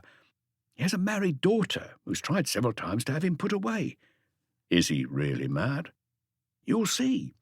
I had a terrible job getting him to open his door to me, and I had to threaten to come back with a locksmith. When he finally made up his mind, he looked me up and down for ages, sighing, "You're a bit young for this job, aren't you?" I replied that I was 35, and he repeated 2 or 3 times, a boy, what does a person know at 35? How much is a person capable of understanding?" Did he tell you anything new? He spoke to me mainly about the Dutchman opposite. It's the building we saw this morning from the balcony, the little private mansion with the second floor glazed like an artist's studio. That house was built 15 years ago by a certain Norris Jonker, who is now 64, and whose wife, a beauty by all accounts, is much younger than him. Once again, Maigret wished he could have carried out these door-to-door inquiries himself. He would like to have met this rheumatic old misanthrope, who had withdrawn from the world in the middle of Paris, in the middle of Montmartre, and spent his time spying on the people across the road. All of a sudden he became talkative, Since he has a habit of jumping from one idea to another and slipping commentaries into his speech, I'm worried I might leave something out. I saw the Dutchman later, and it would be best if I told you about him straight away. He's a charming, elegant, and cultured man who belongs to a very well-known and very wealthy family in Holland. His father was the head of the Jonker, Haag and Company Bank in Amsterdam. He himself has never been interested in finance, and he spent years travelling the world. When he realised that the only place where he was happy was Paris, he had this mansion built in Avenue Junot, while his brother Hans has taken over the running of the bank since their father's death. Norris Jonker is content to receive the dividends and convert them into paintings. Paintings? Echoed Maigret.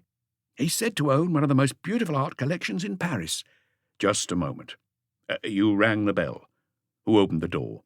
A very fair-haired, rosy-cheeked manservant, quite young. Did you say you were from the police? Yes. He didn't seem surprised, and he showed me into the entrance hall, where he offered me a seat. I don't know anything about art, but I deciphered the signatures of painters even I've heard of. Gauguin, Cézanne, Renoir, lots of nude women. Did you wait for long? About 10 minutes. The double door between the hall and the drawing room was open, and I saw a young woman with black hair walk past, still in her bathrobe, at 3 o'clock in the afternoon. I could be wrong, but I had the impression that she had come to inspect me. A few minutes later, the manservant invited me to cross the drawing room, and I was shown into a study, lined with books from floor to ceiling. I was greeted by Norris Jonker, dressed in flannel trousers, an open-neck silk shirt and a black velvet jacket. His hair is very white, his complexion almost as rosy as that of his servant. There was a tray with a decanter and glasses on the desk. "Have a seat. How can I help?" he asked, without the trace of an accent. It was clear that Inspector Chanquier had been overwhelmed by the opulence and the paintings as much as by the Dutchman's distinguished air. I confess I didn't know where to begin. I asked him whether he'd heard the shots, and he replied that no, his bedroom was on the other side of the house from Avenue Junot, and that you couldn't hear much through the thick walls. I hate noise, he told me, before offering me a glass of a liqueur that was new to me, a very strong liqueur, with an aftertaste of orange. But you must be aware of what happened last night, across the street from your house. Carl spoke to me about it when he brought me my breakfast at around 10. He's my manservant, the son of one of our farmers. He told me that Avenue Junot was in turmoil because a police officer had been attacked by gangsters. How did he sound?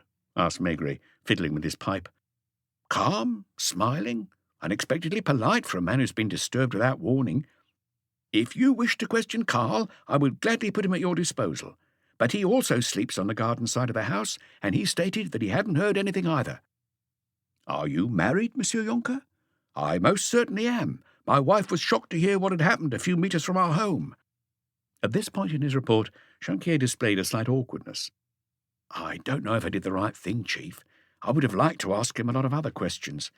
I didn't dare, telling myself that ultimately it was more urgent to update you. So, let's go back to the elderly invalid. Exactly. It's because of him that I'd have liked to talk to the Dutchman about certain things. One of the first things Maclay said, in fact, was, "What would you do, Inspector, if you were married to one of the most beautiful women in Paris?" Ah, you're not answering. And you're a long way off 64 or 65. Right. Let's put it another way. What does a man of that age do who has a magnificent creature available to him day and night? Well, the gentleman opposite must have very particular ideas on the subject. I sleep little. I'm not interested in politics or the disasters that the radio and the newspapers talk about.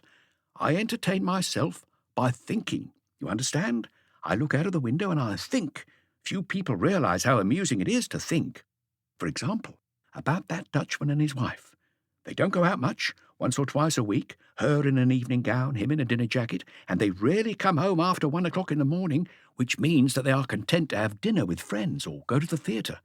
They themselves never have dinner parties, nor do they have guests for luncheon, and what's more, they rarely eat before 3 o'clock in the afternoon. You see, a person entertains himself as best he can. He watches, he guesses, he puts 2 and 2 together. So, when a couple of times a week he sees a pretty girl ring the doorbell at around 8 o'clock in the evening and not leave until very late at night, if not at dawn. Maigret most definitely regretted not having questioned that eccentric old man. And that's not all, Mr. Police Inspector. Admit that my ramblings are beginning to interest you, especially if I tell you that it is never the same young lady. They usually arrive by taxi, sometimes on foot. From my window I see them looking at the numbers on the buildings, which means something too, don't you agree? It means they've been asked to come to a particular address. You know I haven't always been an old sick animal shut away in his lair, and I know a thing or two about women. And you can also recognise those who live on the edge, so to speak. Cabaret dancers, theatre or film extras who won't say no to the chance to earn a bit of cash. Maigret sprang to his feet. I say, Chanquier, do you get it? Get what? How it all started for Lognan. At night, he often walked down Avenue Junot, where he knew most of the residents. If, on several occasions, he saw the women you describe going into the Dutchman's house, I thought of that too, but there's no law against a man, even of a certain age, enjoying variety. True, that wasn't a sufficient reason for Hard Dunby to seek and find a way of staking out a private residence. There must be an explanation. What? That he was waiting for one of these visitors to leave. It's even possible that he came across a prostitute he'd had dealings with before. I see. Even so, everyone is free to... It depends what went on in the house, or on what the woman saw there. What else did this charming old man tell you? Because Maigret felt increasingly drawn to the strange fellow at his window. I asked him all the questions that occurred to me and wrote down all his replies. Chanquier consulted his black notebook again. Question. Did these women not come for the servant? Reply. First of all, the manservant is in love with the dairymaid at the bottom of the street, a plump little thing who's always bursting out laughing. She comes and waits for him several nights a week. She stays in the shadows about 10 metres from the house. I could show you the exact spot. And he soon appears. Question. At around what time? Reply. At around 10.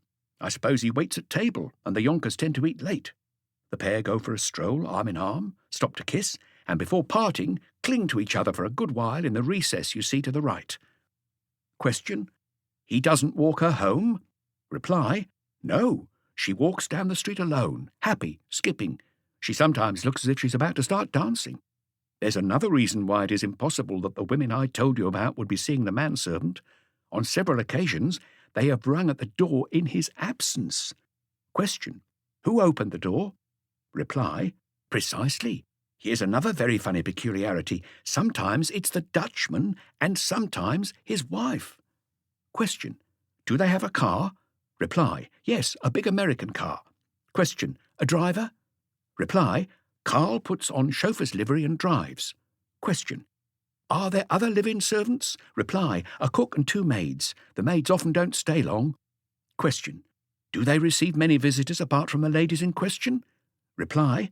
A few.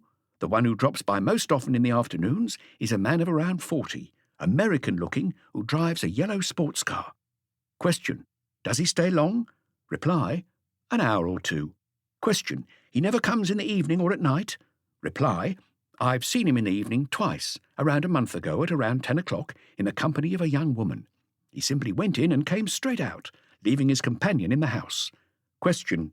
Was it the same woman both times? Reply. No. Maigret imagined the sardonic, almost sensual smile of the old man who revealed these small mysteries. Reply. There's also a man who's bald, even though he's still young, who arrives by taxi after dark and who leaves carrying packages. Question. What kind of packages? Reply. They could be paintings. They could also be just about anything. That's more or less everything I know, Inspector. I haven't talked so much for years, and I hope I don't have to do so again for a long time. I warn you, there's no point summoning me to a police station or to an investigating magistrate's chambers. And above all, don't count on me to testify in court if this case gets that far. We've had a chat. I've told you my little ideas. Now they're yours, and I refuse to put myself out for any reason whatsoever. Immediately afterwards, Chanquier was to prove that the local inspectors knew their job. Later, as I was coming out of the Dutchman's house, I wondered whether the fellow opposite had been making fun of me. I thought that if I could check one of the things he'd told me, that would make the rest credible. So I stopped by the dairy. I waited outside until the girl was alone in the shop. She was indeed the plump little thing the old fellow had described, a girl recently arrived from the country, and who was still thrilled to find herself in Paris. I went in and asked her, "Do you know a certain Carl?" She blushed and turned anxiously towards an open door, whispering, "Who are you? What's it got to do with you?" A simple piece of information. I'm from the police. What's he done? Nothing. It's a routine check. Are you engaged? We may get married one day, but he hasn't asked me yet. Do you see him several evenings a week? Whenever I can. Do you wait for him a few meters from the house on Avenue Junot? Who told you? Then a large woman appeared from the back room, and she had the presence of mind to say loudly, No, monsieur, we don't have any Gorgonzola left, but we do have some Roquefort. They're very similar. Maigret smiled. Did you buy some Roquefort? I said that my wife only liked Gorgonzola. That's all, Chief. I don't know what my colleagues will bring me this evening. Any news of poor old Lognon? I had one of my men call the hospital earlier. The doctors still won't comment, and he hasn't regained consciousness. It's feared that the second bullet, which hit him below the shoulder, might have damaged the top of his right lung, but it's impossible to X-ray him in his present condition. I wonder what he found out to get himself shot. You'll be as surprised as me when you've seen the Dutchman. I can't imagine that a man like him— There is one thing I'd like you to do, Chanquier. When your men are back, and especially when the night shift comes on duty, have them all deal with the women. Some of them, you said, arrived at Avenue Junot on foot, so they may be local. Have them go over the nightclubs with a fine-tooth comb. From your invalids' descriptions, I don't think we need to look on the streets, if you get my drift. Sooner or later, we'll come across one who's been to Avenue Junot. It would probably have been more useful to find Marinette Augier. Would Meurs and the laboratory team with their sand samples give him a lead at last? Chapter 4. The Visit to the Dutchman. Hello, this is the Dutch Embassy. The young, cheerful voice with a slight accent made him think of the windmills on certain cocoa tins. I'd like to speak to the first secretary, mademoiselle. Who's calling? Detective Chief Inspector Maigret of the Police Judiciaire. One moment. I'll see if Mr. Goudecamp is in his office. The voice was back after a little while. Mr. Goudecamp is in a meeting, but I'll put you through to the second secretary, Mr. de Vries. Please hold the line. A man's voice this time, less cheerful naturally, and with a stronger accent. Hubert de Vries speaking, second secretary of the Dutch Embassy. Detective Chief Inspector Maigret, head of the crime squad. How can I help you? De Vries, on the other end of the line, was probably starchy and suspicious, young most likely, because he was still only second secretary. Fair-haired, perhaps, slightly overdressed in the manner of people from Northern Europe. I'd like some information about one of your citizens who has lived in Paris for a long time and whose name is probably very familiar to you. Where are you at the moment, Monsieur Maigret? I'm in my office at Quai des Orfèvres. Please don't be offended if I call you back shortly. 5 minutes went by before the phone rang. My apologies, Monsieur Maigret, but all sorts of people telephone us and claim to be someone they are not. You wanted to talk to me about a Dutch subject who lives in Paris? About Norris Jonker. Why did Maigret have the feeling that the invisible second secretary was suddenly on his guard? Yes. Do you know him? Jonker is a very common name in Holland, rather like Durand in France. Norris isn't an unusual first name either. This Norris Jonker is related to the Amsterdam banking family. The Jonker Hagen Company Bank is one of the longest established in the country. Old Kees Jonker died around 15 years ago, and his son Hans, unless I'm mistaken, is at the helm of the firm. What about Norris Jonker? I don't know him personally. But you are aware of his existence. Definitely, I think he's a member of the St. Cloud Golf Club, where our paths may inadvertently have crossed. Is he married? To an Englishwoman, so I've been told. May I ask you now, Monsieur Maigret, why you are interested in Norris Jonker? Only very indirectly. Have you seen him? Not yet. Do you not think it would be simpler to obtain the information you require from the man himself? I should be able to give you his address. I know it. Norris Jonker has little to do with the embassy.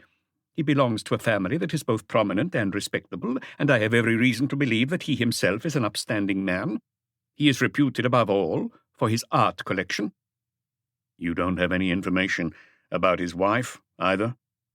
I would feel more comfortable replying if I knew the reason for your questions. Madame Jonker, from what I've heard, is from the south of France and was married to an Englishman.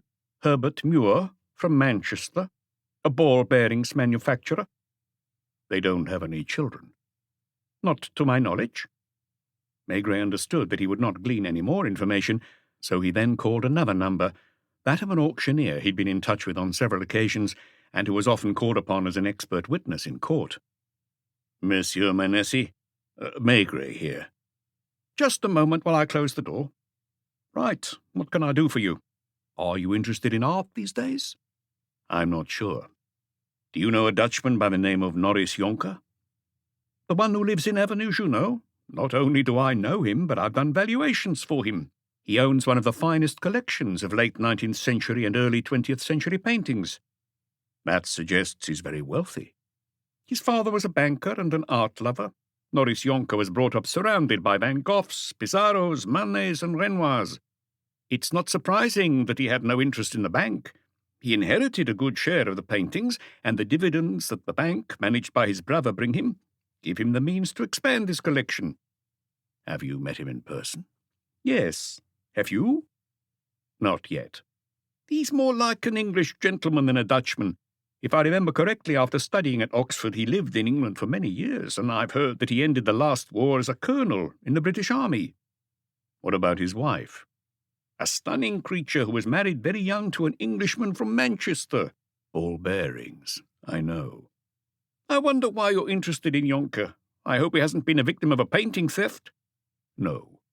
Now it was Maigret's turn to be evasive. Do they go out much? Not that I'm aware of. Does Jonker socialize with other art lovers? He keeps his eye on the auctions, naturally, and he knows when an important painting is being sold at Rouault, Galliera, Sotheby's, or in New York. Does he travel? You're asking me too much. He has travelled extensively, but I don't know if he still does. Collectors don't necessarily bother to attend in person to buy a painting at the public auction. On the contrary, the major buyers usually send a representative. In short, he's a man you can trust. Sure as can be. Thank you. That did not make things any easier, and Maigret rose without enthusiasm to fetch his overcoat and hat from the cupboard. The better known, important, and respectable people are, the more delicate it is to ring at their door to question them, and it is not rare for them to complain to those at the top, which bodes ill for the police officer. Maigret was loath to take one of his inspectors with him, and decided to go to Avenue Junot alone, so as to make his visit less official. Half an hour later, a taxi dropped him off in front of the private residence, and he handed his card to Karl, the manservant in a white jacket. He was shown into the entrance hall, like Inspector Chanquier before him, but perhaps because of his rank, he was kept waiting only 5 minutes instead of 10. If you would follow me. Karl preceded him across the drawing-room, where Maigret did not have the opportunity of meeting the beautiful Madame Jonker, and opened the door to the study. The Dutchman had not changed his clothes, or, so it appeared, his position. Sitting at an Empire-style desk, he was studying some etchings with the help of a giant illuminated magnifying glass. He rose at once, and Maigret was able to note that the description he'd been given was accurate. With his grey flannel trousers, soft silk shirt, and black velvet jacket, he was the quintessential English gentleman at home. He also had the stiff upper lip. Neither surprised nor perturbed, he said, "Monsieur Maigret?" He indicated a leather armchair on the other side of the desk and sat down. "I am very flattered, believe me, to meet a man of your renown." He spoke slowly, as if after so many years he was still thinking in Dutch and had to translate every word. "I am a little surprised to receive a second visit from the police." He waited, gazing at his plump, manicured hands. He wasn't fat, but had what used to be called an imposing bearing, and could have been a model for a drawing in La Vie Parisienne, circa 1900. His face was a little flabby, his blue eyes visible behind frameless glasses with thin gold sides. Maigret began, not without a certain embarrassment. "Inspector Chanquier did indeed inform me of his visit. He's a neighbourhood inspector, and does not work directly for our department." "Should I understand that you need to verify his report?" "Not exactly, but perhaps he didn't ask all the questions he should have asked." The Dutchman, who was toying with the magnifying glass, looked directly at Maigret, and there was a mixture of mischief and a hint of innocence in his blue eyes. "Listen to me, Monsieur Maigret. I am 64 years old, and I have lived in many countries. I have been settled for a long time in France, where I am so happy that I have built my home here. I have no criminal record, and I have never set foot in a courtroom or a police station. Apparently, some shots were fired in the street last night, opposite my home. As I told the inspector, neither I nor my wife heard anything, because our bedrooms are on the other side of the house. Tell me, what would you think if you were in my shoes and I in yours?" "I would certainly view these visits as disagreeable, because it is never pleasing to have people you don't know come into your home." I'm sorry. I'm not complaining at having you sitting here. On the contrary, it is an opportunity to meet someone about whom I have heard a great deal. I look at things, as you know, from a different perspective. Your inspector asked me some rather indiscreet questions, but not too many, ultimately, given his job. I don't know what you plan to ask, but I am surprised that such a high-ranking official should take the trouble to come in person. If I were to reply that it is out of deference, I would be flattered, while unwilling to believe you, and perhaps it would be wiser of me to find out whether your presence here is lawful." "I would have no objection, Monsieur Jonker, and you are free to telephone your lawyer. Let me add that I have come without a warrant, and it is your right to ask me to leave. All the same, it is clear that a lack of cooperation on your part would likely be interpreted as hostility, or even the wish to hide something." The Dutchman smiled in his armchair and reached for a box of cigars. "You smoke, I think?" "Only a pipe." "Feel free." He himself selected a cigar, holding it to his ear and rustling it. Then he clipped one end with a gold cigar cutter and slowly lit it with an almost ritual gesture. "One more question," he said between two puffs of pretty blue smoke.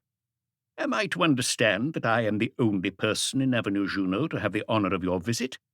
Or is this case so important that you will be going from house to house in person to question the residents?" Maigret, too, was choosing his words carefully. "You are not the first person in the street that I am questioning. My inspectors are going from house to house, as you say, but as far as you are concerned, I believed it was my duty to take the trouble." Jonker appeared to be thanking him with a nod, but he didn't believe a word. "I will try to answer you, so long as you do not intrude into my private life." Maigret was about to open his mouth when the telephone rang. "May I?" Jonker picked up the receiver and replied in English briefly, frowning. Maigret's schoolboy English was not that good, and had not been much use in London, and even less during his 2 trips to the United States, although people had taken great pains to try to understand him. But at least he knew that the Dutchman resented not being free, and that in answer to a question asked by the invisible caller, he said, "From the same firm, yes. I'll call you back later." Presumably, that meant that he was busy with someone from the same profession as the inspector who'd been there earlier. "Excuse me. I am all yours." He settled into a comfortable pose, reclining slightly in his chair, his elbows on the armrests, sometimes glancing at the white ash on his cigar, which was gradually growing longer. "You asked me, Monsieur Jonker, what I would do in your shoes. I would like to ask you what you would do in mine. When a crime is committed in this district or another, there are always neighbours who remember odd details they hadn't noticed before or which they hadn't thought were of any importance. I believe you call that gossip, don't you? If you like.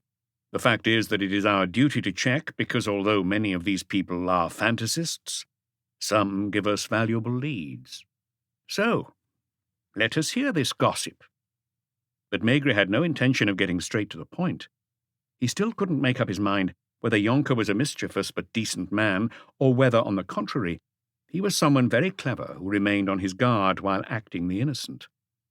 "You are a married man, Monsieur Jonker. Does that surprise you?" "No, I have been told that Madame Jonker is a very beautiful woman." "I am asking you again, does that surprise you? Admittedly, I am a man of a certain age, many would say an old man, perhaps adding that I am fairly well preserved. whereas my wife is only 34, which makes an age difference of exactly 30 years. Do you think we are the only ones in this situation in Paris or elsewhere? Is it so shocking? Is Madame Jonker French? I can see you have done your research. She was born in Nice, yes, but I met her in London. Was she married previously? Jonker displayed some impatience, which could have been that of a gentleman outraged at having his private life raked over and above all at being asked about his wife. She was Mrs. Muir before being Madame Jonker, he snapped. He added, after staring at his cigar for a while, You should know, too, since you insist on raising the subject, that she didn't marry me for my money, because she was already what is called independently wealthy. You go out fairly little for a man of your situation, Monsieur Jonker. Is that a criticism? You know I spent most of my life going out, either here in London, in the USA, India, Australia, or elsewhere. When you are my age, I'm not so far off. When you are my age, I was saying, you would probably prefer being at home to society gatherings, clubs and nightclubs. I understand you all the better because you must be very much in love with Madame Jonker. This time the former British colonel tensed, and his only reply was a jerk of his head which made the ash fall from his cigar. The delicate moment, which Maigret had put off as long as possible, was approaching, and he gave himself a little more time by lighting his pipe, which had gone out. You used the word gossip, and I am prepared to believe, if you say it is so, that certain intelligence that we have received belongs in that category. Was not the Dutchman's hand trembling slightly? All the same, he reached for the crystal decanter and poured himself a glass. Do you like curaçao? No, thank you. Do you prefer whiskey? Without waiting for the reply, he pressed a bell. Carl appeared at once. Scotch, please. Still or sparkling water? Sparkling. During this interval, they were silent, and Maigret glanced at the bookshelves lining the walls. They contained mainly art books, not only on painting, but on the architecture and sculpture of antiquity, and there were also bound catalogues from the major auctions of the past 40 years. Thank you, Carl. Have you informed Madame that I am busy? Out of politeness, he had chosen to speak to his manservant in French. Is she still upstairs? Yes, monsieur. And now, Monsieur Maigret, I drink to your health, and am ready to hear this gossip you mentioned. I don't know what it is like in Holland, but in Paris a lot of people, especially the elderly, even more in Montmartre than anywhere else, spend a deal of their time at their window. One such person told us that frequently, often 2 or 3 times a week, young women ring at your door in the evening and are let into the house. The Dutchman's ears had suddenly turned red, and without answering he puffed on his cigar. I might have thought that these women were friends of Madame Jonker's if they did not come from a particular milieu, which would be insulting to her. Rarely had he chosen his words with such care. Rarely, too, had he felt so uncomfortable. Do you deny that these visits took place? If you have troubled yourself to come here, Monsieur Maigret, it is because you are certain of your facts. Admit it. Admit that if I were to have the unfortunate idea of contradicting you, you would put me in front of one or several witnesses. You haven't answered my question. What have you been told about these young women? I asked you a question and you have replied with another. I am in my own home, aren't I? If I were in your office, we would both be in a different position. Maigret preferred to give in. Let us suppose that these persons belong to the category of what is called loose women. They do not simply come in and leave, but spend part of the night, if not the whole night, in the house. That is correct. He did not look away. On the contrary, but the blue of his eyes had clouded to grey. To pluck up the courage to continue, Maigret had to think of Lognon in his hospital bed and of the stranger who had viciously aimed one of the deadliest weapons at his stomach. Jonker wasn't helping him. He sat there as impassive as a poker player. If I am mistaken, please stop me. At first I thought that these young ladies were coming to see your manservant. Then I learned that he has a girlfriend and that he is sometimes outside with her at the time of the visits I mentioned. May I ask you where your servant's bedroom is? On the 2nd floor, near the studio. Do the maids and the cook sleep on the second floor as well? No, there is an annex in the garden where the 3 women sleep. Do you often happen to open the door to these nocturnal female visitors? He answered neither yes nor no, but continued to stare into Maigray's eyes. I'm sorry to add that according to my source, Madame Jonker showed them into the house on several occasions. We are kept under close watch, aren't we? You people are even worse than the old women in our little Dutch villages. Would you tell me now what connection you have established between these visits, alleged or real, and the shots fired in the street? Because I refuse to accept that I am being targeted personally, and that, for a reason that escapes me, someone is trying to make me persona non grata. That is out of the question, and I'll try to put all my cards on the table. The way last night's tragedy unfolded, the weapon used, and some other details which I'm not at liberty to reveal, give me reason to believe that the marksman was a professional. And you think I am in contact with these people? I'm going to make a completely gratuitous supposition. You are considered to be a very wealthy man, Monsieur Jonker. This house contains more artworks than a lot of provincial museums, and their value is probably priceless. Does the building have an alarm system? No. The real professionals, as you call them, make a mockery of the most sophisticated systems, as was proved recently in your very own country. I prefer to be properly insured. Have you ever been the victim of an attempted break-in? Not to my knowledge. Can you vouch for your household staff? Carl and the cook, who have been with me for over 20 years, yes. I don't know the maids so well, but my wife didn't hire them without requesting reliable references. You still haven't explained the connection between what you call my female visitors and I'm leading up to it. So far, Maigret hadn't done too badly, and he rewarded himself with a sip of whiskey. Supposing a gang of art thieves, of which there are a number in this world, were planning to rob you. Supposing a local police inspector got wind of it, but too vaguely to take direct action. Supposing that last night, as on previous nights, that inspector had been stationed opposite your house so as to catch the thieves red-handed. That would have been imprudent of him, don't you think? In our profession, Monsieur Jonker, we are often obliged to be imprudent. I'm sorry. Although the gangs that specialize in art theft sometimes hire a hitman, they are generally made up of intelligent, cultured people who do not act without doing their homework. Since you can vouch for your staff, all I can think of is that one of these young ladies... Did Jonker believe Maigret's line of reasoning, or did he smell a rat? It was impossible to tell. The young women who work in nightclubs tend to hobnob with the crime world. Have you come to ask me for a list, names, addresses, and telephone numbers of the girls who have come here? His irony was becoming acerbic. That would perhaps be useful, but most of all I would like to know what they came to do in your house. Oh, he was almost there.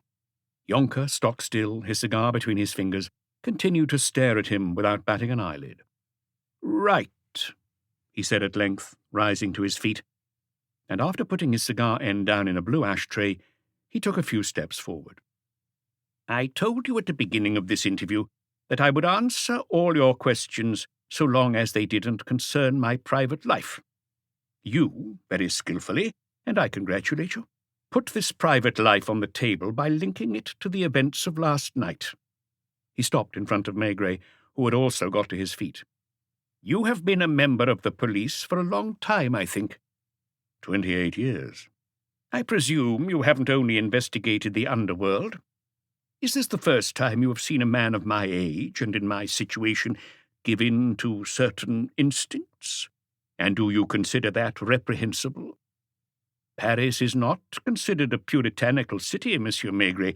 In my country, people would point at me and my family would perhaps disown me. A lot of foreigners who live here or on the Riviera have chosen France purely for the freedom enjoyed in these things. May I ask whether Madame Jonker... Madame Jonker is not a Puritan and knows about life. She is not unaware that some men of my age need change to stimulate them. You have forced me to speak of very private things, and I hope you're satisfied now. From the way he was looking at the door, he appeared to consider the interview over. Maigret, however, ploughed on, softly, in an undertone. Earlier, you mentioned names, addresses, and telephone numbers. I hope you aren't asking me for them.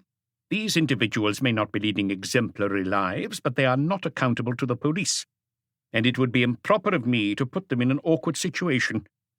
You told me that you went out seldom and that you don't go to nightclubs. So how did you meet your female visitors? Further silence, further hesitation. Do you not know how these things work? He sighed at last.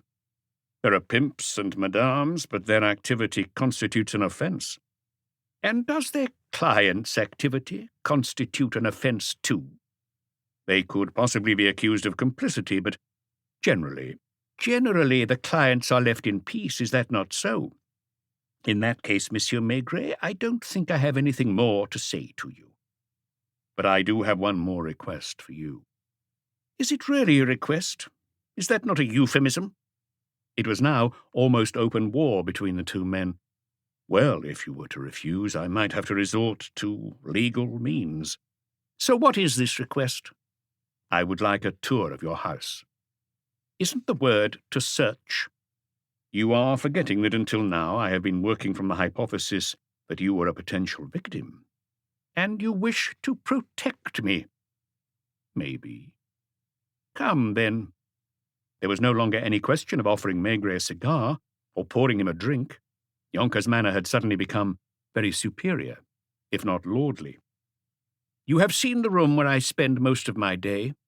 Do I have to open the drawers? No. For your information, the one on the right contains an automatic pistol, a Luger which I brought back from the war. He took it out, adding, It is loaded. I have another one, a Browning, in my bedroom, also loaded. I'll show it to you later. This is the drawing room. I know you're not here to admire the paintings, but I do advise you to have a look at this Gauguin, which is considered one of his finest works, and which I'll bequeath to the Amsterdam Museum. This way.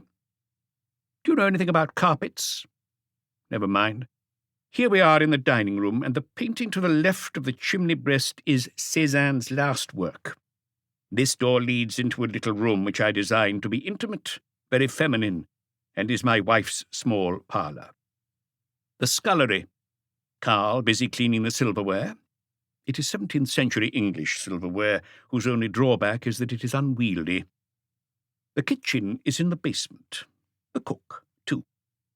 Do you really want to go down there? Whether intentional or not, there was something insulting in his easy manner. Now let us go upstairs. The staircase comes from an old castle near Utrecht. To the left, my apartment. He opened the doors like an estate agent, showing a prospective buyer around a house. Another study, you see, like on the ground floor. I love books, and they are very useful to me. These files on the left contain the history of several thousand paintings, with a list of their successive owners and the price they sold for at each auction. My bedroom.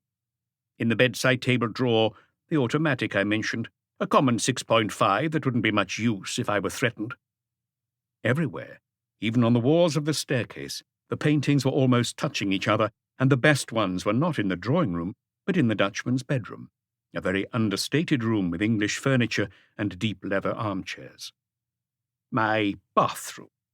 Now let us go over to the other side, but allow me to check that my wife isn't in her room. He knocked, opened the door a fraction, and took a few steps into the room. You may follow me. Her boudoir, for which I found these two Fragonard. The wing chairs belong to Madame de Pompadour. If you were here as an art lover, Monsieur Maigret, and not as a detective, I would be delighted to talk to you about each piece. The bedroom, all draped in crushed strawberry satin. The bathroom. Maigret did not go in, but glimpsed a bathtub that was more like a black marble pool, with several steps down. Let us go up to the next floor. You are entitled to see everything. Isn't that so? He opened another door. Carl's bedroom, and beyond the bathroom, you will note that he has a television. He prefers black and white images to art masterpieces. He knocked at the door opposite, a heavy, ornately carved door, which must have come from some castle too. "May I, darling? I am showing Monsieur Maigret around the house. He is head of the crime squad." "That is correct, isn't it, Detective Chief Inspector?" Maigret had just received a shock. In the middle of the glazed studio, standing at an easel, was a white shape that reminded him of the words Lognon had said. The ghost. It wasn't a traditional painter's smock that Madame Yonker was wearing, more of a Dominican monk's habit, the fabric as thick and soft as a bathrobe. The Dutchman's wife also wore a white turban of the same fabric around her head. She was holding a palette in her left hand, a brush in her right, and her black eyes lighted on Maigret with curiosity. "I've heard a lot about you, Monsieur Maigret, and I'm delighted to meet you. Oh, forgive me for not shaking hands." She put the brush down and wiped her hand on the white robe where it left green smears. "I hope you're not an art connoisseur. If you are, please, don't look at what I'm doing." Maigret was surprised, after walking past so many masterpieces on the walls, to find himself standing in front of a canvas on which there was nothing but daubs.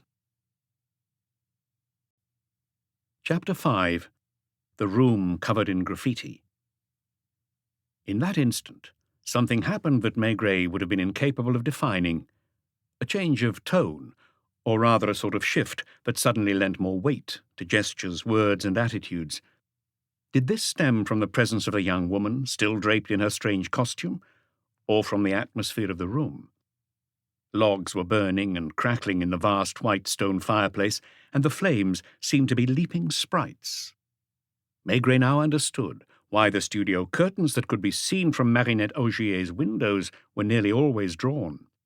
The studio wasn't only glazed on one side, but two, which made it possible to choose the light required. These curtains were made of thick black hessian, faded to grey in the wash, and had shrunk, so they no longer closed. On one side, rooftops were visible as far as Saint-Ouen. On the other, with the sails of the Moulin de Galette in the foreground, lay Paris in almost its entirety, scored by the boulevard, the wider gap of the Champs-Élysées, the curves of the Seine, and the gilt dome of Les Invalides. It was not this panorama that fascinated Maigret, whose senses were sharpened. It is difficult when suddenly plunged into an unknown milieu to grasp it fully, and yet that was what seemed to be happening to him. Everything struck him at once.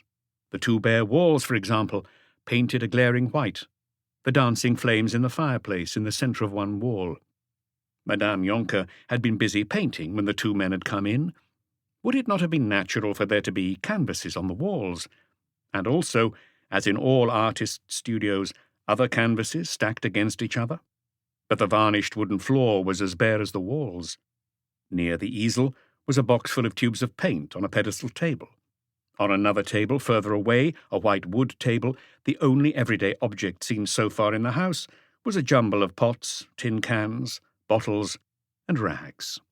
The rest of the furniture comprised two antique cupboards, a chair, and an armchair whose brown velvet upholstery had begun to fade. Something was not quite right. It was only a hunch, but he was on the alert, and the Dutchman's words only struck him more forcefully. He said, addressing his wife, "Inspector Maigret isn't here to admire my paintings, but, strange as it may seem, to give a lecture on jealousy. He appears surprised that not all women are jealous." That could have passed as an unremarkable comment with a hint of sarcasm, but Maigret understood it as a warning Yonker was giving his wife, and he could have sworn that she acknowledged the message by batting her eyelids. "Is your wife jealous, Monsieur Maigret?" "I confess, madame, that she has not yet given me the occasion to ask myself the question." "But many women must visit your office." Was he mistaken? He thought he detected some sort of signal, but a signal that was for his benefit this time. So much so that he racked his brains and asked himself if he had ever seen the woman now in front of him at Quai des Orfèvres. Their eyes met. Her lovely face still wore the vague, polite smile of the mistress of the house receiving a guest. But could he not read something else in her huge brown eyes with long, fluttering eyelashes? "Please, don't stop working on my account," he muttered, because she put the palette down on the pedestal table, removed the white fabric wound round her head like a turban, and tossed her head to give her black hair back its shape. "You are French-born, I believe." "Norris told you so?" The question was natural, ordinary. Was he wrong to perceive a hidden undertone? "I knew it before coming here." "So you made inquiries about us?" Yonker was less nonchalant than when he had been in his downstairs study, and when, his manner slightly sardonic, he had hurried Maigret around the various rooms like a museum or chateau guide. "Are you tired, darling? Do you want to go and lie down?" Another signal? An order? She removed the white-hooded robe enveloping her and emerged in a tight-fitting black dress. Suddenly she looked taller, revealing a curvaceous figure that had reached a delightful maturity. "Have you been painting for long, madame?" Instead of replying directly, she explained, "It's hard to live in a house full of artworks with a husband whose only passion is paintings without being tempted to wield a brush. Since I can't compete with the masters I see in front of me from morning till night, I had to content myself with abstract painting. Whatever you do, don't ask me what my daubs represent." The years spent in England and Paris had not completely eradicated her southern accent, and Maigret was increasingly attentive to the slightest nuances. "You were born in Nice." "You were told that as well?" Looking her straight in the eye, it was his turn to send her a signal. "I'm very fond of the Cathedral of Saint-Réparat." She didn't blush, but gave an imperceptible sign that she had got the message. "I see you know the city."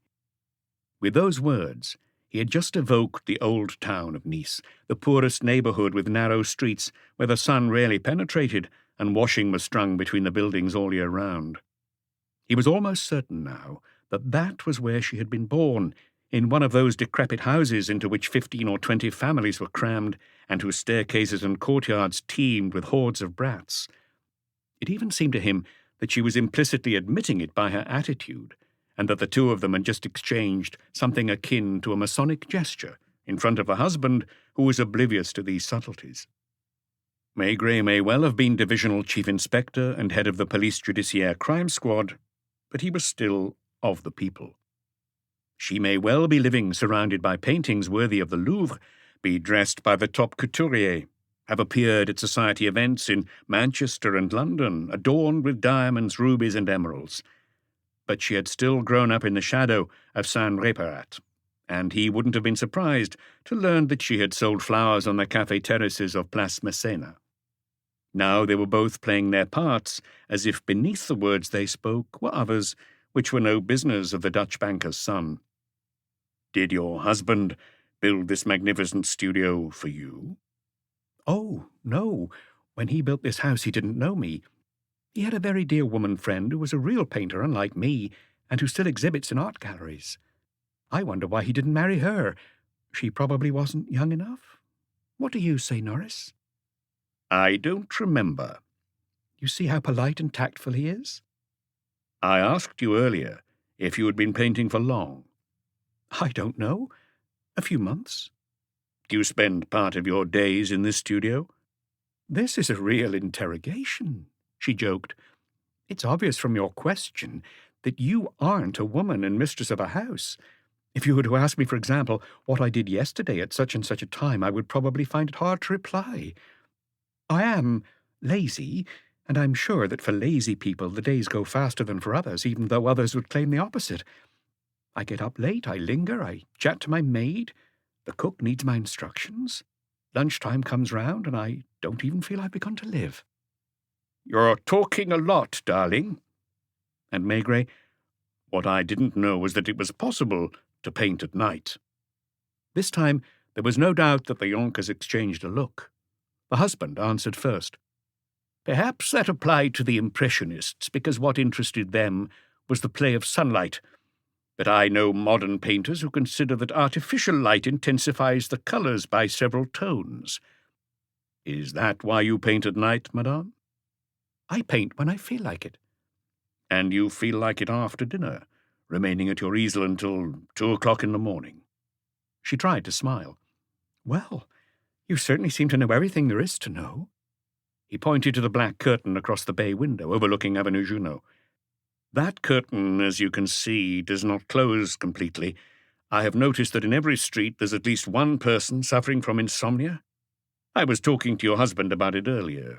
The more cultured read or listen to music. Others gaze out of the window. Jonker now left his wife in charge of operations, as if he were no longer on his own territory. Anxious, he pretended to be only half listening to the conversation, and 2 or 3 times went to stand in front of the panorama of Paris. The sky was growing paler and paler, turning an increasingly luminous white, especially in the west, where it was almost possible to see the sun going down. "Are your paintings in these cupboards?" "No. Do you want to check? I don't mind your being nosy. After all, you're doing your job." She opened one of the cupboards, which contained a jumble of rolls of drawing paper, tubes of paint, more bottles and tin cans like those on the table. In the second cupboard, there was nothing but 3 blank canvases with the label of a shop in Rue Lepic. "Are you disappointed? Did you hope to find a skeleton?" She was alluding to the English saying that every family has a skeleton in the cupboard. "It takes a long time for a body to become a skeleton," he replied with a frown. "For the time being, Lognon is still in a hospital bed." "Who are you talking about? What a funny name." "An inspector." "The one who was attacked last night."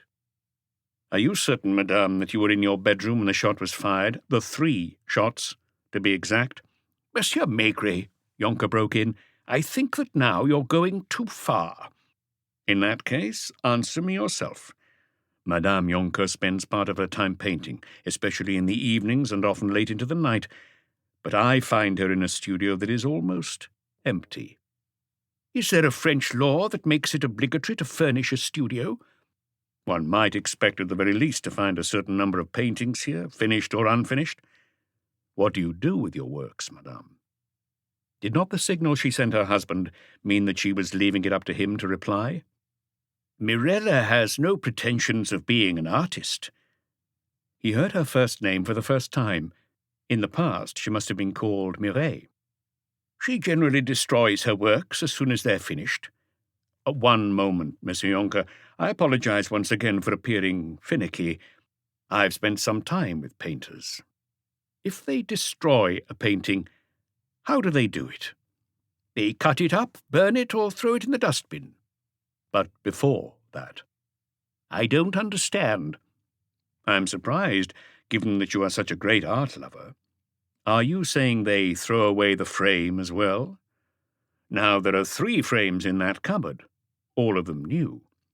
"My wife sometimes gives the paintings she is the least dissatisfied with to friends." "Are they the ones that someone comes and collects in the evenings?" "In the evenings or during the day." "If it is a question of your wife's works, then she is more prolific than she led me to believe." "There are others." "Do you still need me?" asked Madame Jonker. "Why don't we go downstairs? I'll have some tea served." "Not right away, madame. Your husband was kind enough to show me around the house, but he hasn't shown me what is behind that door yet." A solid, dark oak door at the back of the studio. "Who knows, we might at last find some of your paintings." There was a tension, electricity in the air. Their voices became more muted, more trenchant. "I'm afraid not, Monsieur Maigret." "Why are you so certain?" "Because that door hasn't been opened for months, if not years. It used to be the bedroom of a person my wife mentioned, let us say the room where she would rest between painting bouts." "And you preserve it like a sanctuary, after all these years?" He attacked deliberately to make his adversary lose his cool. He felt the moment had come to drive home his advantage, and this time, exceptionally, the scene was not taking place in his office at Quai des Orfèvres, but in an artist's studio with a panoramic view of Paris. Jonker's fists were clenched, but he still maintained his composure. "I am convinced, Monsieur Maigret, that if I were to turn up at your home unannounced, if I were to search high and low, if I asked your wife question upon question, I would find many details of your private life strange, if not inexplicable. You see, each one of us has our own way of thinking and behaviour which others find incomprehensible. This house is fairly large. I devote myself almost entirely to my paintings. Our social life is very limited, and my wife, as she told you, casually occupies herself by painting. Is it surprising that she does not attach a great deal of importance to what happens to her canvases, whether she burns them, throws them in the dustbin, or gives them to friends? What friends? I am obliged to answer your question, as I already did in my study. It would not be very gentlemanly of me to be indiscreet and expose others to the unpleasantness we have been caused by shots fired in our street by strangers. To go back to that door. I don't know how many rooms your apartment has, Monsieur Maigret. This house has 32. 4 servants come and go. It has happened that a maid has been fired for dishonesty. That a key should get lost under these conditions will not surprise anyone in our circles. And you didn't have a new one made? It didn't occur to me. Are you certain that the key is not in the house? Not to my knowledge. If it is, one of these days we will find it in the most unexpected place. May I use this telephone? Because there was a handset on the table. Maigret had noticed that there was one in most rooms, probably for both external and internal communications. What do you intend to do? Call a locksmith. I don't think I would agree to that, because it seems to me that you are going beyond your remit. Then I shall call the public prosecutor, who will send me an official search warrant. The husband and wife exchanged glances again. It was Mirella who went over to the cupboard, carrying the stool she had taken from next to the easel. She clambered onto it, swept her hand across the top of the cupboard, and when she withdrew it, she was holding a key. You see, Monsieur Jonker, there was one detail that struck me, or rather 2 connected details. The door to this studio has a lock, but unusually, this lock is on the outside. Earlier, while you were speaking, I noticed that it is the same with this door. You are at liberty to be surprised, Monsieur Maigret, and you have been continually since you entered this house. Your lifestyle and ours are too different for you to be able to understand. I am making an effort, you see. Maigret took the key that Madame Jonker was holding out to him and walked over to the locked door. While the couple stood rooted to the spot in the vast studio like 2 waxworks, he jiggled the lock. How long did you say it is since this door has been opened? It doesn't matter. I'll allow you to keep your distance, madame, and you can imagine why, but I would like your husband to come here. Jonker walked towards the door, trying to keep up appearances. You will notice, first of all, that this floor is clean, without a trace of dust, and if you touch it, you will see that in places the wood is still damp, as if it had been recently thoroughly scrubbed. Who cleaned this room? This morning or last night? He heard Mirella's voice behind him reply, It certainly wasn't me. You can ask the maids, unless Carl was given instructions by my husband. The room was not large.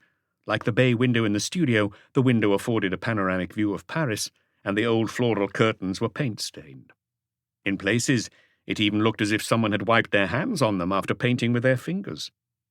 In a corner was an iron bedstead with a mattress but no sheets or blankets. The most striking thing was what can only be described as graffiti. On the grubby white walls were obscene drawings of the kind found on the walls of some urinals. The difference was that instead of being drawn in pencil, they had been done with paint, green, blue, yellow, and purple. I won't ask you, Monsieur Jonker, if you attribute these drawings to your former friend, but there's one that makes this hypothesis indeed impossible. It was, in a few thick brushstrokes, a portrait of Mirella, more animated than many of the paintings in the drawing-room. Do you expect an explanation? I think that would be normal. Our lifestyles, as you said, may be very different. It is possible that I find your behavior a little hard to understand. All the same, I'm convinced that even your friends, people from your world, would be very surprised to discover these, shall we call them frescoes, beneath your roof. Not only were there very detailed depictions of the parts of the human body that are usually concealed, but there were scenes of unbridled eroticism. In contrast, close to the bed, vertical strokes reminded Maigret of the ones that prisoners drew to keep track of time. Was the person living here counting the days with such impatience? I don't understand. You were not unaware of the existence of these graffiti? I glanced around this room a long time ago. How long? Several months, I told you. I was shocked by what I saw, and after double-locking the door, I threw the key on top of the cupboard. In front of your wife? I don't remember. Do you know what is on the walls of this room, madame? She nodded. How did you feel when you saw your portrait? I don't call that a portrait, but a vague sketch, like any painter can hastily draw. I'm waiting for you two to agree on what to tell me. There was a silence, and Maigret took his pipe from his pocket without being invited to do so. I wonder, muttered Jonker, whether it might not be better for me to call my lawyer. I am not familiar enough with French law to know whether you have the right to question us like this. If, instead of giving me a plausible reply straight away, you call your lawyer, tell him to come to Quai des Orfèvres, because in that case, I'm taking you there, this instant. Without a warrant? With or without a warrant. If necessary, the warrant will be here in half an hour. Maigret went over to the telephone. Wait. Who occupied that room? It is ancient history. Do you not want to go downstairs and continue this conversation over a drink? I wouldn't mind smoking a cigar, and I don't have any on me. On condition that Madame Jonker accompanies us. She walked ahead with a weary step, as if resigned. Then came Maigret with Jonker close behind. Here? Asked Mirella when they reached the drawing-room. I prefer my study. What can I offer you, Monsieur Maigret? Nothing for the time being. She saw the glass he had drunk from earlier, which was still on the desk with her husband's. Did Maigret's refusal not indicate that the situation had changed? It was darker in the room, and Jonker switched on the lamps, poured himself some curaçao, and shot his wife a questioning look. No, I'd rather have a whisky. He was the first to sit down, replicating almost exactly the pose he'd adopted an hour earlier. His wife remained standing, holding her glass. 2 or 3 years ago, began the art lover, cutting off the end of his cigar. Maigret broke in. Have you noticed that you are never precise? Since I've been here, you have not once given a date or a name other than names of long-dead painters. You speak of a few weeks, a few months, a few years, early or late evening. Maybe because I do not concern myself with time. Remember, I don't have to keep office hours, and until today I have never had to give an account of myself to anyone. He was becoming aggressive again, his exaggerated disdain ringing false. Maigret caught on his wife's face an expression of anxiety, of disapproval. You, my dear, he thought, you know from experience that there's no point playing that little game with the police. Was it in Nice in her youth that she'd had dealings with the law, or was it in England or elsewhere? You are free to believe me or not, Monsieur Maigret. I repeat that 2 or 3 years ago I was told about a talented young painter who was living in such dire straits that he sometimes slept in the street and rummaged through the dustbins for food. You say you were told about this young man. Was it by a friend or by an art dealer? Jonker made as if brushing away a fly. What does it matter? I don't remember. The fact was, I was ashamed to have this studio that served no purpose.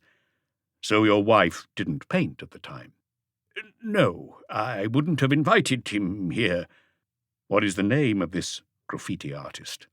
I only ever knew his first name. Which is? A pause. Pedro. He was visibly lying. A Spaniard? An Italian? Do you know, I didn't bother to find out. I allowed him to use the studio and the bedroom. I gave him money to buy paints and canvases. And at night you locked him in to stop him gallivanting? I didn't lock him in. Why, in that case, the external locks? They were fitted when the house was built. For what reason? A very simple reason. It hasn't occurred to you because you're not a collector. For a long time in that studio I stored the paintings I had no room for on the walls. It made sense to lock them in from outside, since it wasn't possible to do so from the inside. I thought the studio had been built for your painter girlfriend at the time. Let us say that the locks were fitted once she no longer lived here, including on the bedroom door. I am not even certain I told the locksmith to fit one on that door. To return to Pedro. He lived in the house for several months. Several, emphasized Maigret, whereas Mirella couldn't help smiling. Yonka was growing impatient, and he must have had extraordinary self-control not to let his anger erupt. Was he talented? Very. Did he make a career? Did he become famous? I don't know. I went up to the studio a number of times, and I admired his paintings. Did you buy any? How could I buy paintings from a man I was providing with board and lodging? So you do not own a single one of his works? It didn't occur to him to give you one before he left? Have you seen any paintings in the house that are less than 30 years old? An art lover is often a collector, and each collector confines himself to a specific period. I, for instance, start with Van Gogh and end with Modigliani. Did Pedro have his meals up there? I suppose so. Did Carl take them up to him? My wife deals with those details. It was Carl, she replied in a hollow voice. Did he go out a lot? Like all young men of his age. How old was he, as a matter of fact? 22 or 23. He ended up finding male and female friends. At first, he only brought 1 or 2 to the studio at a time. Then he went too far. Some nights there were 20 or so of them, making a great disturbance just above my wife's apartment, which kept her awake. You never had the curiosity to go up and find out what was going on, madame. My husband took care of it. And the result was? He threw Pedro out, not without giving him some money. Was that when you discovered the graffiti? Yonka nodded. You too, madame. In that case, your portrait must have revealed that Pedro was in love with you. Did he ever make a pass at you? If you continue in this vein, Monsieur Maigret, I will regretfully have to inform my ambassador of your way of going about things, said Yonka harshly. Will you also tell him about the people who slip into the house at night and spend part or all of the night here? I thought I knew the French. I thought I knew the Dutch. Mirella interrupted. Why don't you two stop arguing? I understand that my husband is annoyed at being asked certain questions, especially when they're about me. I also understand the difficulty for Inspector Maigret to accept our lifestyle. As regards those women, Monsieur Maigret, I've always known about them, even before we were married. You would be surprised at the number of husbands in the same situation. Most of them keep it secret, especially in conventional circles. Norris prefers to be open, and I see it as a tribute to my intelligence and my affection. He noted that she did not say love. I think the fact that he has nothing to hide explains why some of his replies have been vague and the apparent contradictions.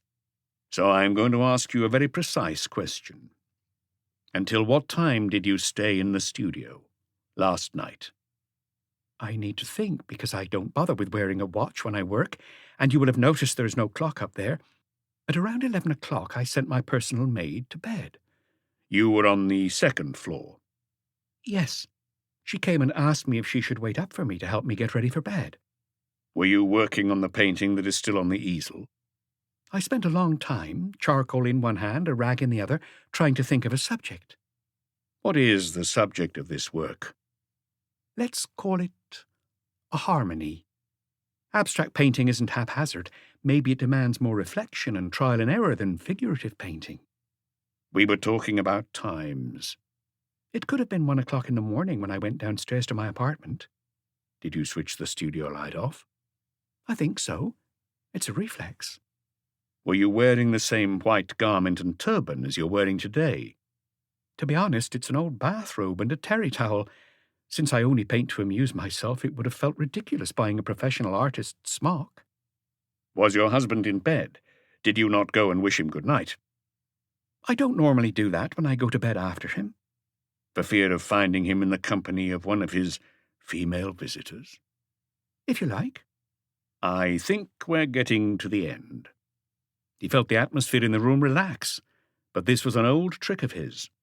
He slowly relit his pipe and appeared to be racking his brains to make sure he hadn't forgotten anything. Early, Monsieur Jonker, you pointed out, not without tact, that I know nothing about the thinking and actions of an art lover. I see from your bookshelves that you follow the major auctions, and you buy a lot, because at one point you had to store in the studio paintings for which you had no space anywhere else. Should I infer that you sell the works you no longer like? I am going to try once and for all to explain. I inherited a certain number of paintings from my father, who was not only a renowned financier, but also one of the first to discover artists whose works the museums now vie with one another to purchase. My income, although substantial, did not permit me to buy the paintings I fancied ad infinitum. Like all collectors, I began with second-best pieces. Let us call them minor works by great artists. Gradually, as they gained in value and my taste developed, I sold some of these works to buy more important ones. I'm sorry to interrupt you. You continued until recently.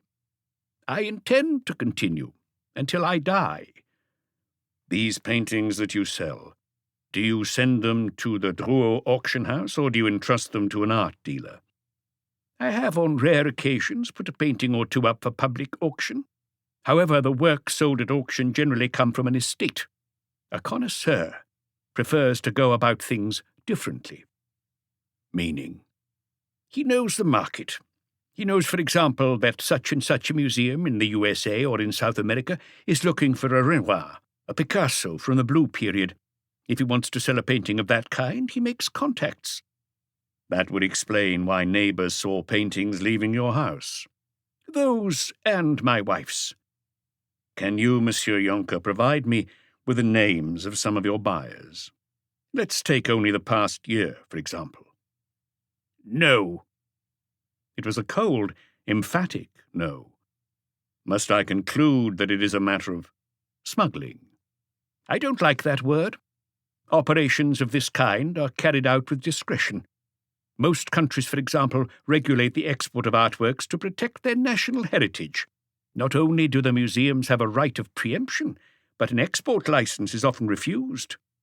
In the drawing room, you can see one of the first works of de Chirico, which was smuggled across the Italian border, as well as a Manet, which, unbelievable as it may seem, came from Russia. Do you understand why I cannot give names? Someone buys a painting from me, I deliver it to the purchaser, he pays me, and I don't have to worry about what happens to it. You don't know?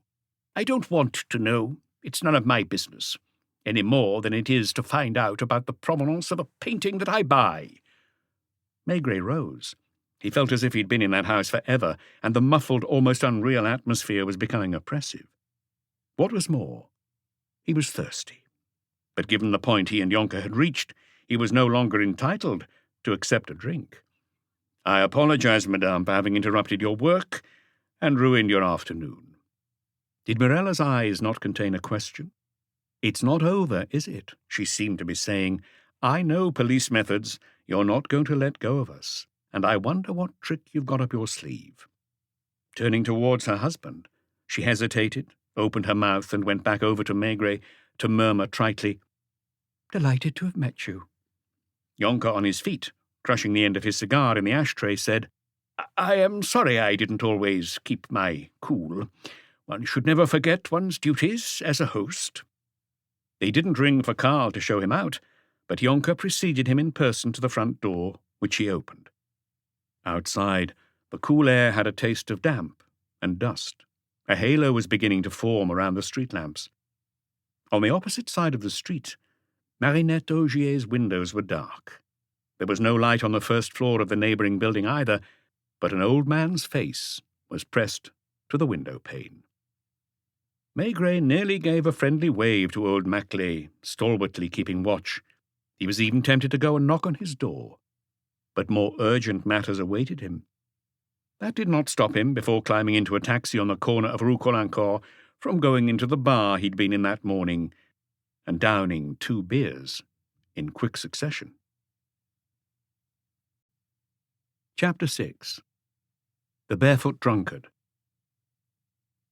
Habits form quickly in neighbourhood bars. Because he had drunk a grog that morning, the owner in his shirt sleeves looked surprised when his customer ordered a beer, and when Maigret requested a telephone token, he asked, "Just one?" The person who had used the booth before Maigret had drunk a serious amount of Calvados, because the air reeked of it, and even the handset smelled of apple brandy. "Hello? Who's that?" "Inspector Neveu." "Is Luca not in the office?" "I'll call him, just a moment. He's on another line." Maigret waited patiently, gazing absently at the soothing decor of the little cafe, its pewter counter and its familiar bottles and labels. The newspapers talked with complacency or anxiety about a world that was changing at breakneck speed. But here, before his eyes, after all these years and a world war, were the same bottle labels that he used to see in the village inn as a child. "Sorry, Chief." "I want the house of a certain Norris Yonker in Avenue Junot put under surveillance as soon as possible. It's opposite the building Longnon came out of when he was shot. Put at least 2 men and a car there." "I'm not sure there are any left in the yard. I fear there aren't." "Find one. Not only must the Yonkers be followed if they leave the house, but visitors must also be tailed. Get a move on." In the taxi, weaving through the lights, he felt in a strange mood. He should have been pleased with himself, because he hadn't been intimidated by the Dutchman's arrogance and wealth, or by Morella's dazzling beauty. Rarely had he gathered so many details in a single day about a case he'd had no inkling of on getting up that morning. Not only had the art lover's house come alive and yielded a number of little secrets, but Avenue Junot, which he thought he knew, had taken on a new countenance. Why did he feel dissatisfied with himself and vaguely worried? He asked himself the question and tried to answer it, but it was only as the taxi was crossing the Pont au Change and he glimpsed the familiar outline of the old Palais de Justice that he believed he'd identified the cause of his unease. Although he had spent most of his time in Norris Yonker's study, had visited the house from top to bottom, and the most dramatic scene had taken place in the second-floor studio, his strongest memory was not of those places. The image that stayed with him, as obstinate as a tune on the brain, was that of the little bedroom with an iron bedstead, and he suddenly understood the reason for his concern. Like in a film close-up, he saw those obscene images again, drawn on the white walls with broad brushstrokes in red, black, and blue. When he tried to picture Mirella Yonker, it was her portrait in a few hastily drawn lines that stood out most in his mind. Was not the person who had created that image in a frenzy, surrounding it with wild sexual symbols, mad? Did not the drawings of lunatics that he'd had the occasion to see exude the same energy and evocative power? The room had been occupied recently, that was beyond doubt. Why otherwise would it have been thoroughly scrubbed down in the past few hours, and why had they not dared repaint the walls white? He lumbered up the main staircase of the police judiciaire. Instead of going directly to his office, he first dropped into the inspector's room, as was his habit. Under the globe lights, each person was working at their desk, like students at an evening class. He didn't look at anyone in particular, but he found it comforting to be back in touch with headquarters and its professional atmosphere. They did not raise their eyes any more than pupils do when the teacher walks past, yet they all knew that he was grave and anxious, that his face bore signs not just of weariness, but of exhaustion. "My wife hasn't called?" "No, Chief." "Phone her at home. If she's not there, try Lognon's number." Perhaps not an actual madman, not someone who should be locked up in a psychiatric hospital, but someone violent, unable to control his instincts. "Hello, is that you?" She was back at their apartment and was probably busy cooking dinner. "Have you been home long?" "Over an hour. To be honest, I don't think she particularly wants me there. She was flattered that I took the trouble, but she doesn't feel comfortable with me. She far prefers the company of the old dear with a rosary. The pair of them can complain to their heart's content and count their endless woes. I went and bought a few treats from the local shops. I slipped a banknote into the hand of the old woman, who didn't bat an eyelid, and I promised to drop in tomorrow. What about you? Do you plan to be here for dinner?" "I don't know yet. I doubt it." "How's Lognon?" "The last I heard, he was alive, but I've only just got back to the office." "See you tonight, I hope." "See you tonight." He didn't call her by her first name, nor she him. They didn't call one another darling. What would be the point, since they felt almost like one and the same person? He hung up and opened the door. "Is Janvier there?" "Coming, Chief." And Maigret, sitting at his desk, on which he kept his pipes, Lognan first. I telephoned the hospital 10 minutes ago. The matron is losing patience. Condition stable. The doctors aren't expecting any change before tomorrow at the earliest. He's in a coma, and even if his eyes open, he doesn't know where he is, who is beside him, or what happened to him. Have you seen Marinette Augier's ex-fiancé? I found him at his office, and he seemed frightened at the thought that his father might have found out I was from the police. The father apparently is a harsh man who terrifies his staff. Jean-Claude, on the other hand, is a spineless fop, a weakling. He dragged me outside and put on an act in front of a young lady in reception, passing me off as a client. What do they manufacture? Metal pipes of I don't know what, copper, iron or cast iron. It's a big, sinister place, of the sort you find around Avenue de la République and Boulevard Voltaire. He took me to a café, a long way from the office. The afternoon papers are full of the shooting and Lognan's injuries, but don't mention Marinette. Jean-Claude hadn't read them, incidentally. Was he cooperative? He's so frightened of his father and in general of anything that might complicate his life that he would have confessed all his youthful sins. I told him that Marinette had suddenly left her home and that we urgently needed her witness statement. You were engaged for nearly a year? Engaged? Well, that's a bit of an exaggeration. Or an understatement, since you used to spend 1 or 2 nights a week at her place. It really annoyed him that we knew. Anyway, if she's expecting a baby, it can't be mine, because we haven't seen one another for over 9 months. You see the type, Chief? I asked him about their weekends. You must have had favourite places where you used to go? Do you have a car? Of course. Did you go to the seaside, or did you stay in the Paris region? In the Paris region. Not always the same spot. We'd choose an inn, nearly always by the river, because Marinette was crazy about swimming and canoeing. She didn't like hotels, elegant and sophisticated places. To be honest, her tastes were very common. I managed to get 6 addresses out of him, those of the spots where they went several times. The Auberge du Clou in Courcelles, in the Chevreuse Valley, chez Mélanie in Saint-Fargeau, between Corbeil and Melun, Félix et Félicie in Pomponne. It's beside the Marne, not far from Lagny. She was especially fond of that bistro, because it's just a rural café with 2 guest rooms and no running water. Then Craigie near Meaux, an open-air dance hall whose name he can't remember and whose owner is deaf. The Piquet Danse in the middle of the countryside between Moulins and Apremont. They ate only once at the Cocardi in Bougival. Have you checked? I thought I'd do better staying here and gathering the intelligence. I could have phoned the local police in the various villages, but I was afraid they might give the game away and cause the young lady to run away. It's not very regular, given that these places are outside our patch, but I understood you were in a hurry. Well, I sent a man in each direction, Lourty, Jamin, and Lagroume. Did they each take a car? Yes, admitted Janvier anxiously. Is that why Lucas just told me that there are probably no cars available? I'm sorry. You did well. No results yet? Only from the Auberge du Clou. Nothing there. The others will be reporting back soon. Maigret smoked his pipe in silence, as if he'd forgotten Janvier's presence. Do you still need me here? Not for the time being. Well, don't go off without informing me, though. Tell Lucas to stay as well. He wanted to move fast. After his long visit to the Dutchman that afternoon, he felt that someone was in danger, while remaining incapable of saying who was at risk. Of course, they'd contrived to show him a facade.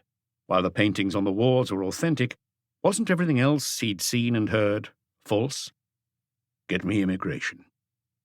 It only took 10 minutes or so for him to obtain Madame Yonka's maiden name. Her first name wasn't Mireille, as he had thought because of Mirella and her southern roots, but the very ordinary Marcel, and her surname had been Maillon. Get hold of the Nice Police Judiciaire, will you? Preferably Detective Chief Inspector Bastiani.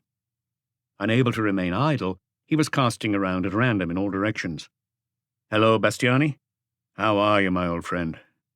I like the weather. Here it's been raining for the past 3 days, and it's only let up since midday, but the sky's still grey. Listen, I'd like your men to search through some old paperwork quickly. If you've got nothing, they could try at the Palais de Justice. It's concerning a certain Marcel Maillon, born in Nice, probably in the old town, in the Saint-Réparat neighbourhood. She's 34. After her marriage to an Englishman by the name of Muir, who manufactures ball bearings in Manchester, she lived in London for a number of years, where she married a wealthy Dutchman, Norris Jonker, and she currently lives in Paris. A magnificent woman, the kind who turns heads in the street. Tall, dark-haired, elegantly dressed. Very much a woman of the world, but with a little something that niggles me. Do you know what I mean? Something not quite right. I don't know what, but the way she looked at me confirms it. Yes, it's really urgent. I'd swear that something ugly is going to happen, and I'd like to prevent it. By the way, did you ever meet Longnon when you were at the Sûreté? Old hard done by, that's right. He was shot last night. He's not dead, but no one can be sure he'll recover. It's to do with this case, yes. I'm not sure how or to what extent she's mixed up in it, but your intelligence may shed some light. I'm staying in my office all night if I have to. He knew that on learning that the investigation concerned a colleague who had been shot, Bastiani and his men would pull out all the stops. For them, it was a point of honor.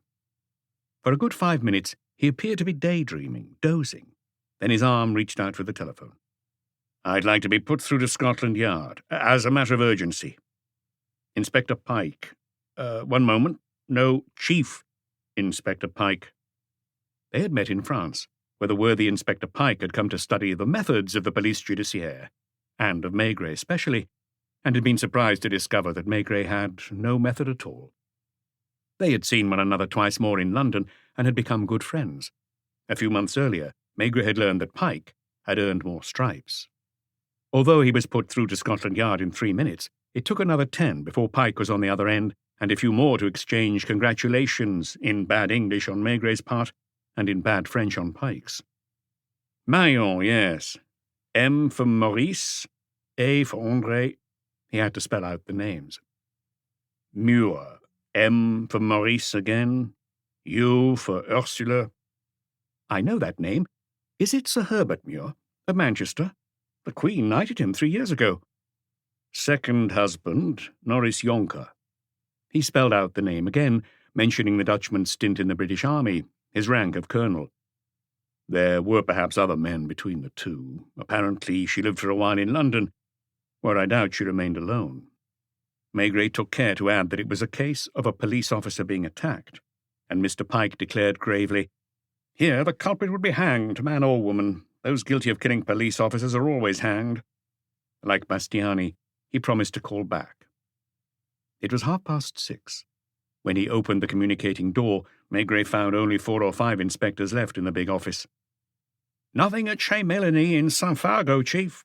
Nothing either at the Cocardi, as I expected, or at the Piquidance. There's just the Marne left, since I drew a blank with the Chevreuse Valley and the Seine areas." Maigret was about to go back into his office when Inspector Chanquier came into the room in a state of great agitation. "Is the Chief here?" He spotted Maigret before the words were out of his mouth.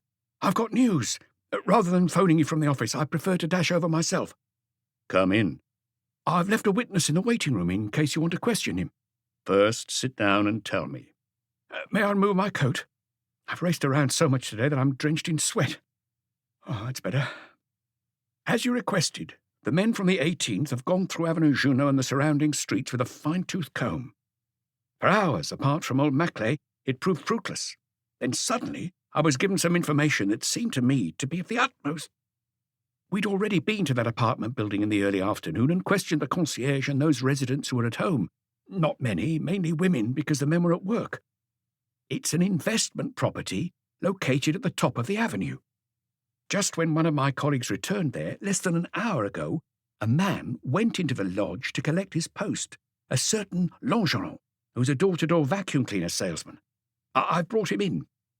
He's a rather morose man, more used to being kicked out than welcomed with open arms. He lives alone in an apartment on the 3rd floor and works irregular hours, always in the hope of catching people at the right moment. He generally cooks his own meals, but when he makes a sale, he treats himself to dinner at a restaurant. That's what happened yesterday.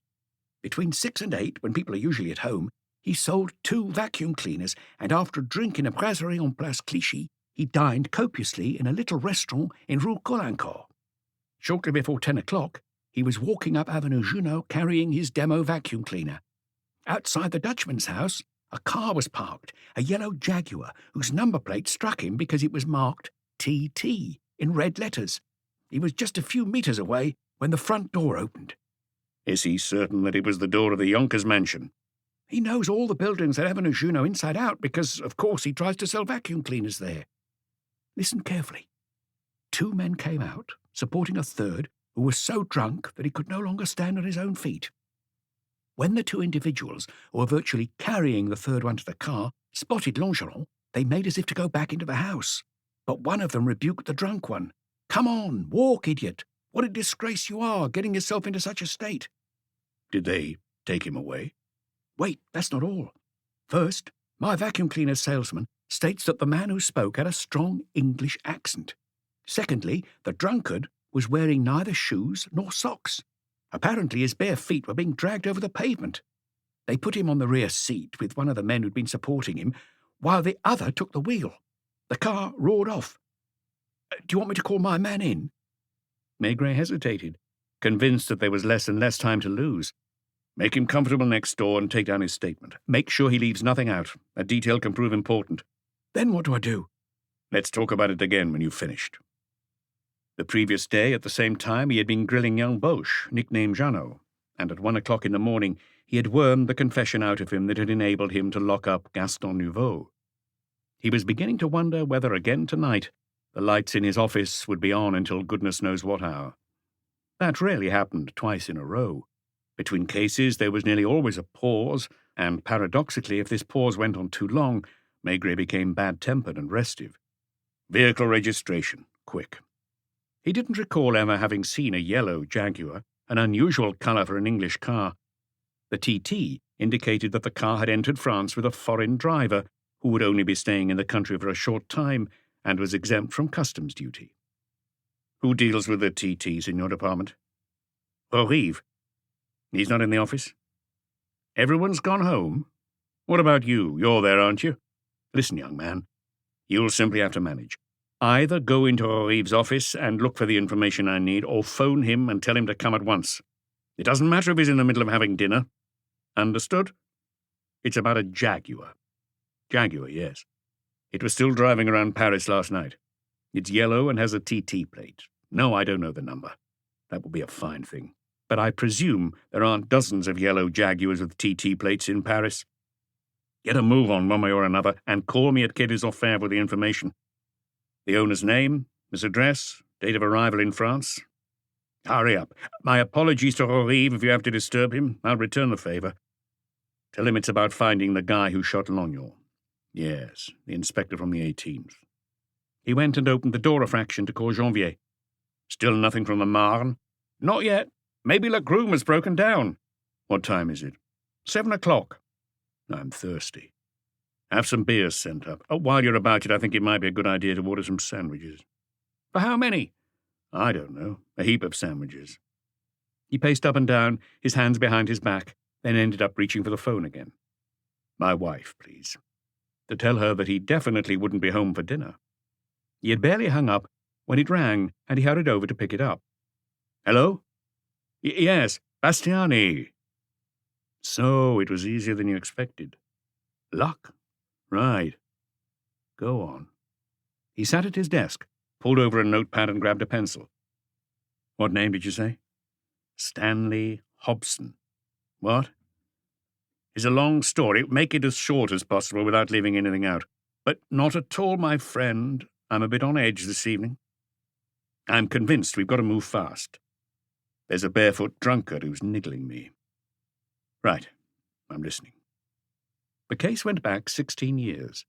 A certain Stanley Hobson had been arrested in Nice in a luxury hotel on the Promenade des Anglais. He had a record at Scotland Yard as a jewellery thief. Several jewellery robberies had just been committed in villas in Antibes and Cannes, another in a room at the hotel where Hobson was staying. At the time of his arrest, he was with a girl who was not quite 18 and who had been his mistress for several weeks. She'd been taken to the police station with him, and they'd both been questioned for 3 days. The room had been searched. The police had also searched the home in the old town of Nice of the girl's mother, who worked at the flower market. No jewellery was found. For lack of proof, the pair were released, and 2 days later they crossed over into Italy. There was no further news in Nice of either Hobson or Marcel Maillon, because she was indeed the girl in question. Do you know what became of the mother? For the past few years, she's been living in a comfortable apartment in Rue Saint-Sever, and she has a private income. I sent one of my men over to her place, but he's not back yet. She probably receives money orders from her daughter."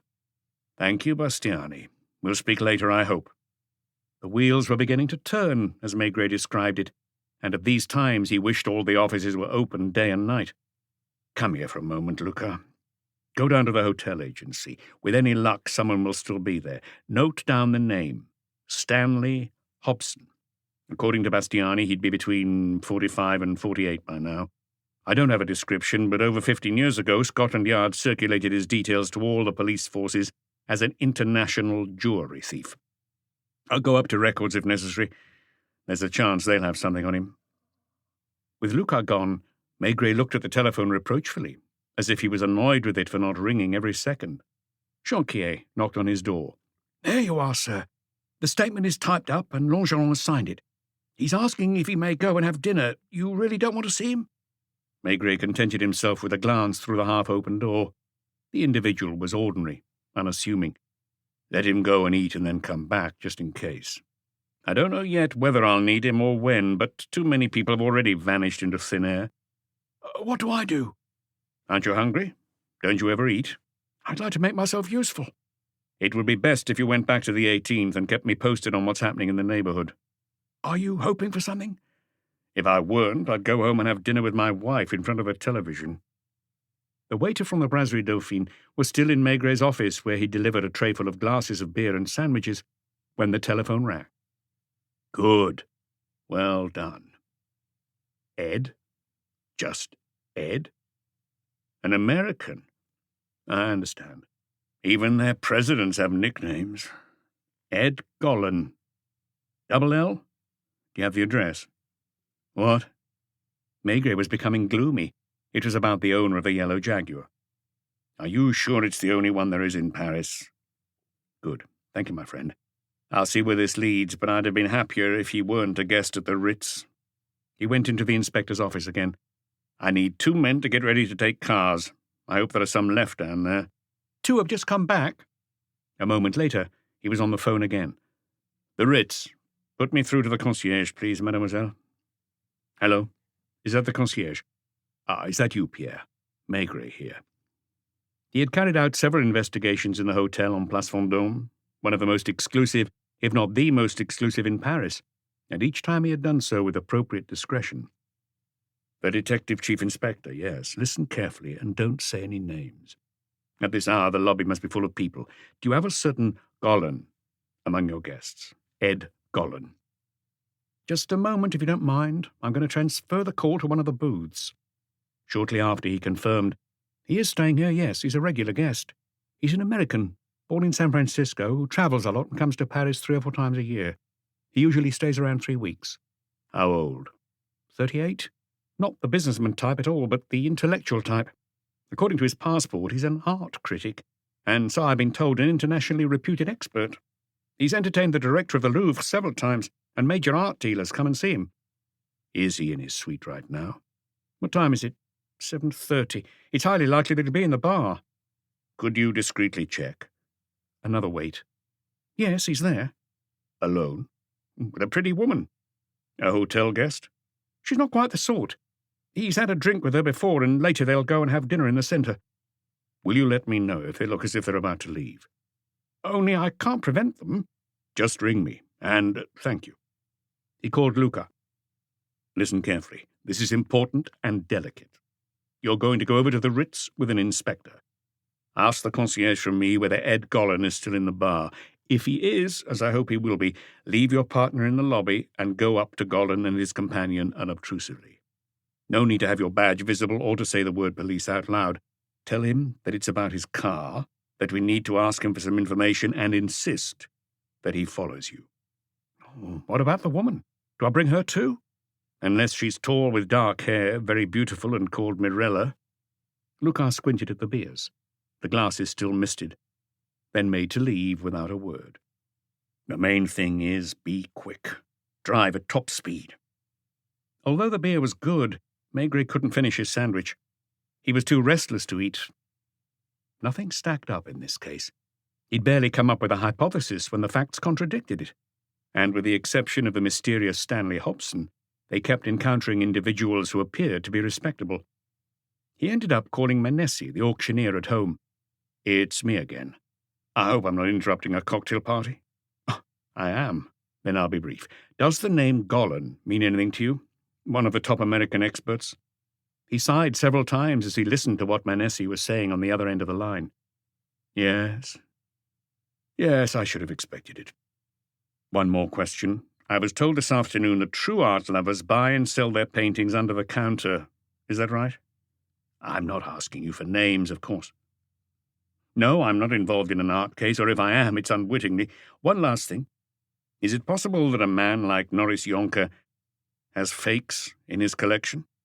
The reply was a guffaw. If he has, then so does the Louvre. It is true that some people claim that the Mona Lisa is a forgery. The door burst open. An excited, beaming Janvier waited impatiently for Maigret to finish his call to trumpet his news. Thank you. Go back to your guests. I might be wrong, but I think I may need you again. Janvier blurted out, This is it, Chief. We found her. Marinette? Yes. The groom is bringing her back. He didn't break down, but apparently it's hard to find the Félix et Félicie Inn in the dark. It's outside Pompon, at the end of a mud track that's a dead end. As she talked. She swears she has no idea what happened. On hearing the shots, she immediately thought of Lognon. She was afraid they'd try to shoot her too. Why? She didn't explain. She made no objection to following Legroom, except she asked to see his badge. She would be at Quai des Orfèvres within an hour at most. Meanwhile, if all went well, Ed Golan would be there too, furious no doubt, threatening to call his embassy. It's crazy the number of people who invoke their embassy. Hello? Yes? Speaking, dear Mr. Pike. The newly appointed Chief Inspector of Scotland Yard delivered his news without hurrying, apparently reading from a document in front of him and repeating each important piece of information. Because there were some very important items. For example, concerning Mirella's divorce from her first husband after only 2 years of marriage. It had been found that the fault lay with the young woman, on the grounds of adultery with no other than a certain Stanley Hobson. Not only had the couple been caught in the act in an insalubrious district of Manchester where Hobson had lodgings, but it had been established that the pair had been seeing one another throughout the 2-year marriage. I could find no trace of Stanley in London during the following years. I hope to have that information for you tomorrow. 2 of my men are contacting the people in Soho who know what's going on in those circles. One detail I almost forgot. Hobson is better known as Bald Stan. He lost his hair and his eyebrows at the age of 23 or 24 as a result of some disease. Feeling hot, Maigret went to open the window a little, and he was busy draining one of the glasses of beer when he heard in the corridor someone speaking French with an American accent. He couldn't make out the words, but the tone of voice made it clear that the reluctant visitor was not happy. That was why he put on his friendliest, most welcoming smile, and as he opened the door said, Do come in, Monsieur Golan, and forgive me for disturbing you. Chapter 7. Mirella's Choice. Ed Golan had brown hair in a crew cut. Despite the cold, grey weather, he did not bother with an overcoat, and his lightweight suit without shoulder pads gave him an even more elongated shape. He spoke in correct French without fumbling for words, even though he was angry. This gentleman, he said, pointing to Lucas, intruded on me in a particularly disagreeable manner, not only on me, but on a lady who was with me. Maigret signalled to Lucas to leave the office. I apologize, Monsieur Golan. If she is the person you're concerned about, you should know that inconveniences of this kind are part of her profession. His remark hit home. I presume this is about my car? You are the owner of a yellow Jaguar, is that right? I was. What do you mean? That I went to the police station of the first arrondissement this morning to report that it had been stolen. Where were you last night, Monsieur Golan? At the residence of the Mexican consul on Boulevard des Italiens. Did you have dinner there? In the company of a dozen people. Were you still there at around 10 o'clock? Not only at 10 o'clock, but at 2 in the morning, as you will be able to verify. Spotting the tray with the beer and sandwiches, he looked surprised. I'd like you to tell me straight away. One moment. I'm in a hurry too, more than you believe me, but it is vital to proceed in an orderly manner. You left your car on Boulevard des Italiens. No, you know better than I do that it's impossible to park there. Where was the last time you saw it? Place Vendôme, where there are a number of parking spaces reserved for Ritz guests. I only had to walk a few hundred meters to my friend's residence. You didn't leave his apartment? No? Did you receive a telephone call? He hesitated, taken aback by what Maigret knew. From a woman? Yes. A woman whose name you can't reveal, I presume. Would it not be Madame Yonker? It could have been her, as a matter of fact. I do know the Yonkers. When you returned to the hotel, did you notice that your car was no longer in its parking spot? I used the Rue Cambon entrance like most of the guests. Do you know Stanley Hobson? I'm not inclined to be subjected to an interrogation, Monsieur Maigret, before being told what it is you believe I am mixed up in. It so happens that some of your friends are in trouble. Which friends? Norris Yonker, for example? You have bought paintings from him and sold him paintings, I imagine. I am not an art dealer. Museums and private collectors sometimes tell me they're looking for a painting by a specific artist of special importance from a specific period. If during the course of my travels I hear that such a painting is for sale, I merely mention it. You don't take a commission. That is none of your business. It is a matter for the tax authorities of my own country. You have no idea, of course, who could have stolen your car. Was the key on the dashboard? In the glove box. I'm absent-minded, and it's the only way for me not to lose it. Maigret strained to hear the noises coming from the corridor and seemed to be conducting the interview reluctantly and without conviction. This struck Gollin as somewhat surprising. I assume I can go now and rejoin the lady I have invited to dinner? Not right away. I'm afraid I will need you again, a little later.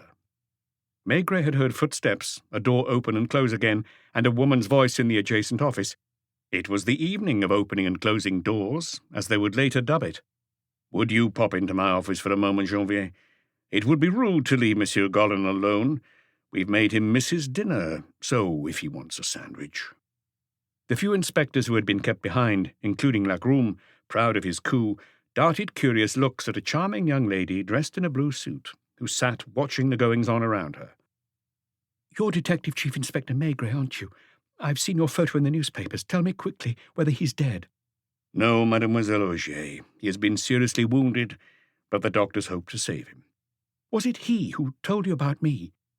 He's in no condition to talk and won't be for some hours, if not for 2 or 3 days. Would you follow me? He showed her into a small office and shut the door. You'll understand, I think, if I tell you that we have little time. That's why I'm not asking you to go into details about what you know. I'll ask you all that later. For the moment, I have some questions for you. Was it you who informed Inspector Lognon that there were strange activities in the house opposite? No, I hadn't noticed anything other than at night there was often a light on in the studio. Where did he meet you? In the street as I was coming home. He told me that he knew which apartment I lived in and that he needed to spend 2 or 3 evenings at the window in order to watch someone. He showed me his police badge and his ID. I wasn't too happy about it, and I almost called the police station.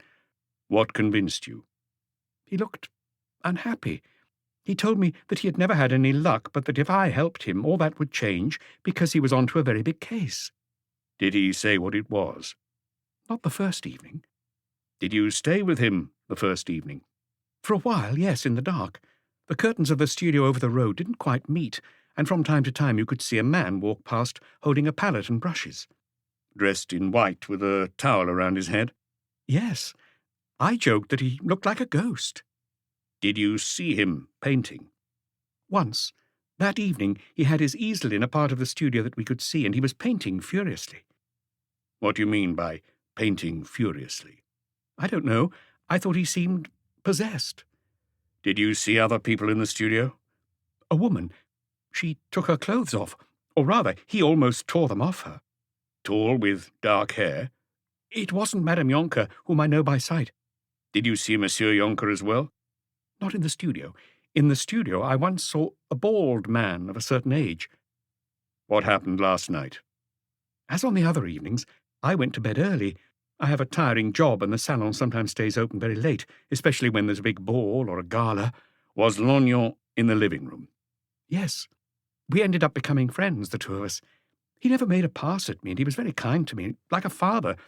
He'd bring me chocolates or a bunch of violets to thank me. Were you asleep at 10 o'clock? I was in bed, but I wasn't asleep yet. I was reading the newspaper. He knocked on my door. He was all worked up and told me that there was a development, that the painter had just been taken away, that it had all happened too quickly for him to have time to go downstairs. I'd better stay a little longer. It's likely that one of the men will return. He went back to the window, and I fell asleep. The shots woke me. I looked outside. When I leaned out, I saw a body on the pavement. I had no idea what I was going to do yet, but I began to get dressed. The concierge came up and told me. Why did you run away? I thought that if the gangsters knew who he was and what he was doing in the building, they'd shoot me too. I still had no idea where I was going. I didn't think. Did you take a taxi? No. I walked down to Place Clichy and sat for a while in a cafe that was still open, where prostitutes looked me up and down. I remembered an inn I'd been to several times with a friend. Jean-Claude, yes. It was through him.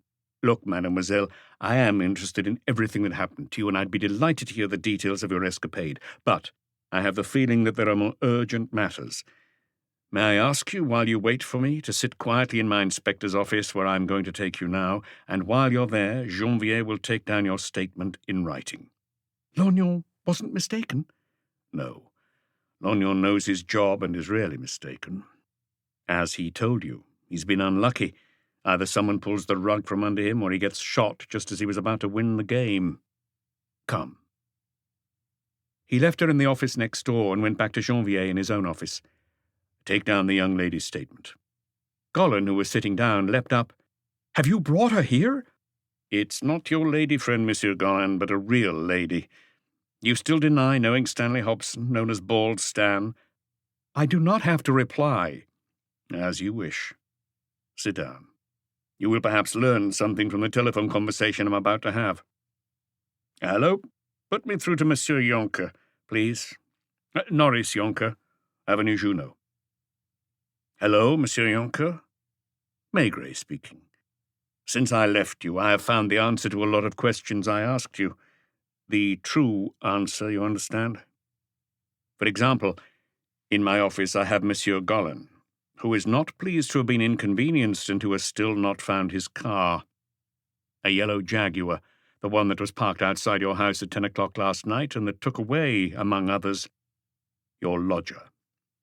I'm saying your lodger, yes. In a sorry state, apparently, without any socks or shoes. Now listen to me, Monsieur Yonker. I could, later today or tomorrow morning, have you legally arrested for certain trafficking offences about which you know more than I do. I'm warning you that your house is under police surveillance, just in case. Please come here now with Madame Yonker to continue our conversation of this afternoon. If your wife were to make a fuss, tell her that we know her entire story. It is possible that as well as Monsieur Gollin, she will meet here a certain Bald Stan. Be quiet, Monsieur Yonker. I'm doing the talking. It will be your turn to speak in a moment. It is unpleasant being mixed up in a forgery case, but it would be even more serious to be accused of being an accessory to murder, would it not? I am convinced that Inspector Lognon was shot without your knowledge and probably without that of Monsieur Gollin, but I'm very much afraid that another crime is being planned in which you would be more closely involved, because it concerns the man you kept locked up in your house. Where is he? Tell me where he was taken and by whom. No, not when you get here, not in half an hour. Now. Do you hear me, Monsieur Yonker? He heard the murmur of a woman's voice. Mirella must have been leaning over her husband. What was she advising him to do? I swear, Monsieur Maigret, and I repeat the time is of the essence. Oh, wait. I don't know the number off the top of my head. I need to look it up in my address book. Then Mirella interrupted. He's going to give you the address, Monsieur Maigret.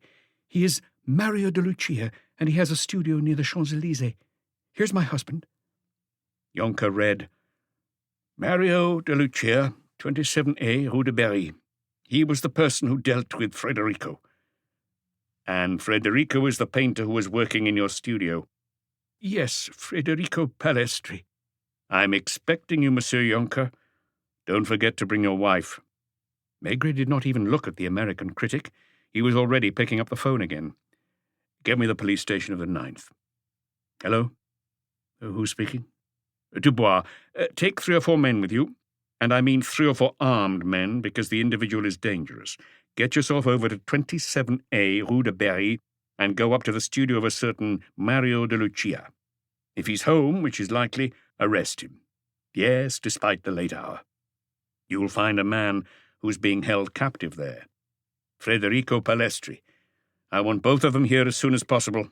Once again, be careful. Mario de Lucia is armed with a Mauser 7.63. Find the weapon if he doesn't have it on him." He turned to Ed Gollin. "You see, monsieur, that you were wrong to protest. It took me a long time to understand because I am hardly familiar with the trafficking of artworks, genuine or fake. Furthermore, your friend Jonker is a gentleman who does not easily lose his cool." Once more he grabbed the phone, which had just rung. "Yes. Hello, Luca, where are you?" "Quai de la Tournelle."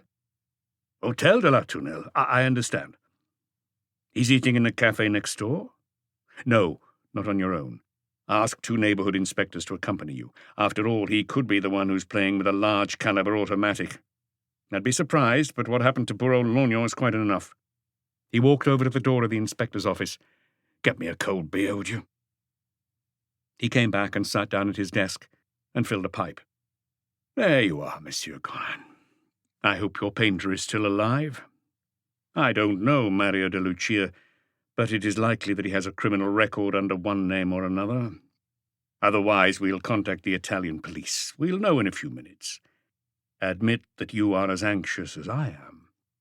"I will only speak in the presence of my lawyer, Maitre Spangler. His number is Odeon 1824. No, I'm mistaken. It doesn't matter, Monsieur Gollin. At this point, I'm in no hurry to question you. It is a pity that a man like you should be mixed up in this case, and I hope that Maître Spangler will find some robust arguments in your defence." The beer still hadn't arrived when the telephone rang. "Yes? Dubois." He listened for a while without saying anything. "Good. Thank you. It's not your fault. Make your report directly to the public prosecutor. I'll drop by there later." Maigret stood up, refusing to respond to the American's questioning look. Gollin was pale. "Has something happened? I swear that if—" "Sit down and shut up." He went next door and signalled to Janvier, who was typing out Marinette Augier's statement, to follow him into the corridor. "Something wrong, Chief?" "I don't know exactly what happened yet. The painter has been found hanged from the chain of the toilet in the bathroom where he was being held prisoner. Mario de Lucia has disappeared. You'll probably find his record upstairs. Put out a general alert to the stations, airports, and borders." "What about Marinette?" "She can wait." A couple was coming up the stairs, followed at a distance by a police officer from the 18th arrondissement. "Please go into that room and wait for me, Madame Jonker." The 2 women, who knew one another by sight, had never found themselves in such close proximity, and they eyed each other with curiosity. "And you, Monsieur Jonker, follow me." He took him into the small office where he had interviewed Marinette Augier. "Have a seat." "Have you found him?" "Yes." "Alive?" The Dutchman no longer had his rosy complexion or his assurance. In the space of a few hours he had become an old man. "Did de Lucia kill him?" "He was found hanged in the bathroom." "I've always said it would end badly." "For whom?" "For Mirella, for the others, especially my wife." "What do you know about her?" It was hard to admit it, but he managed to, bowing his head. "Everything, I think." "Niece and Stanley Hobson?" "Yes." "What led up to the divorce from Herbert Muir in Manchester?" "Yes." "Did you meet her in London?" "At a country house on the outskirts of London, at the home of friends. She was very popular in certain social circles." "And you fell in love with her? Were you the one who suggested getting married?" "Yes." "Did you already know?" "It may sound unbelievable to you, but a Dutchman would understand. I hired a private detective to get information about her. I learned that she had lived with Hobson, known as Bald Stan, for several years, whom the British police had only managed to lock up once for 2 years. He met up with her again in Manchester when she was Mrs. Muir. He didn't live with her in London, but came to see her every so often to extort money from her. There was a knock at the door. "You wanted a beer, Chief?" "You would probably rather have a brandy, Monsieur Yonker. I'm sorry I can't offer you the tipple you drink at home. Someone bring me the bottle of brandy that's in my cupboard." They found themselves facing one another, and the brandy, downed in one, brought a little colour back into the Dutchman's cheeks. "You see, Monsieur Maigret, I can't live without her. It is very dangerous to fall in love at my age. She told me that Hobson was blackmailing her, that she could get rid of him with a certain amount of money, and I trusted her. I paid up." "How did the paintings business begin?" "You'll find it hard to believe me because you're not a collector." "I collect people." "I wonder how you'd classify me in your collection. Perhaps under fools. Since you have investigated me, you have doubtless been told that I am a real expert on paintings of a certain period. When one has been passionate for so many years about a single thing, one ends up knowing a lot about it, doesn't one? I am often asked for my opinion of a painting, and it is enough for a work to have been part of my collection for its value to be undisputed." "To authenticate it, in other words." "That's what happens for all the great art lovers. As I told you, when you came to my home, I sold some works in order to buy others, always rarer and more exquisite. Once you start, it is hard to stop. One day I made a mistake." He spoke in a doleful voice, indifferent to what his fate might be. "Even though it was a Van Gogh, not one of those I had inherited from my father. A painting bought through a dealer, and which I would have sworn was genuine. I kept it in my drawing-room for a while. A South American art lover offered me a sum that allowed me to purchase a work I had been wanting for a long time. The deal was made. A few months later, a certain Gollan, whom I knew only by name, came to see me." "How long ago was that?" "About a year. He spoke to me about the Van Gogh, which he'd had the opportunity to see at the home of my Venezuelan buyer, and he proved it was a skillful forgery. 'I haven't said anything to your purchaser,' he added. 'It would be very unpleasant for you, would it not, if it became known that you'd sold a fake painting? Others who have bought paintings from you might become worried. Your entire collection would be under suspicion.' You are not a collector, I repeat. You have no idea what a blow this business was to me. Gollan came back to see me. One day he told me he had discovered the author of the forgery, a brilliant boy, he claimed, just as capable of imitating a Manet as a Renoir or a Vlaminck." "Was your wife present during that conversation?" "I don't recall. Perhaps it was I who told her about it afterwards. Perhaps she encouraged me to accept what was being offered. Perhaps I agreed of my own accord. People say I am a wealthy man, but the word wealth is relative. While I can afford certain paintings, I don't have the means to buy others, no matter how tempting the opportunity. Do you understand?" "What I think I understand is that there was a need for the forged paintings to pass through your hands so as to authenticate them beyond a doubt." "That's pretty much right. I displayed one or two fakes among my paintings, and—" "Just a moment. When were you introduced to Palestri?" "A month or two later. Through Gollan, I had sold 2 of his works. Gollan preferred to sell them to South American art lovers or to small, little-known museums. Palestri was giving him cause for concern because he was a kind of mad genius, and a sex maniac to boot. You guessed it on seeing his bedroom, did you not?" "I began to understand when I saw your wife standing at the easel." "We had to pull the wool over people's eyes." "When and how did you find out that the goings-on in your house were being watched?" "It wasn't me who noticed, it was Hobson." "Because Hobson had come back into your wife's life?" "They both swear not. Hobson was a friend of Gollan's. He was the one who discovered Palestri. Are you managing to follow me?" "Yes." "I was caught in the spiral. I agreed to let him work in the studio where no one would think to come looking for him. He slept in the bedroom you saw. He didn't ask to go out on condition we procured women for him. Painting and women were his only passions." "I've been told he painted furiously." "Yes. We would place 2 or 3 masterpieces in front of him. He would circle them like a matador around a bull, and a few hours or a few days later we would find a painting whose inspiration and execution was so identical that no one could distinguish between the two." He was a very unpleasant lodger, because of his demand for women, and his coarseness even towards my wife. Did he stop at just being crude? I'd rather not know if he went too far.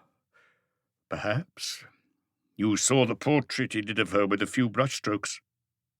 One passion, Monsieur Maigre, is already a lot for a man, and I should have contented myself with my love of art and remained a reasonable collector.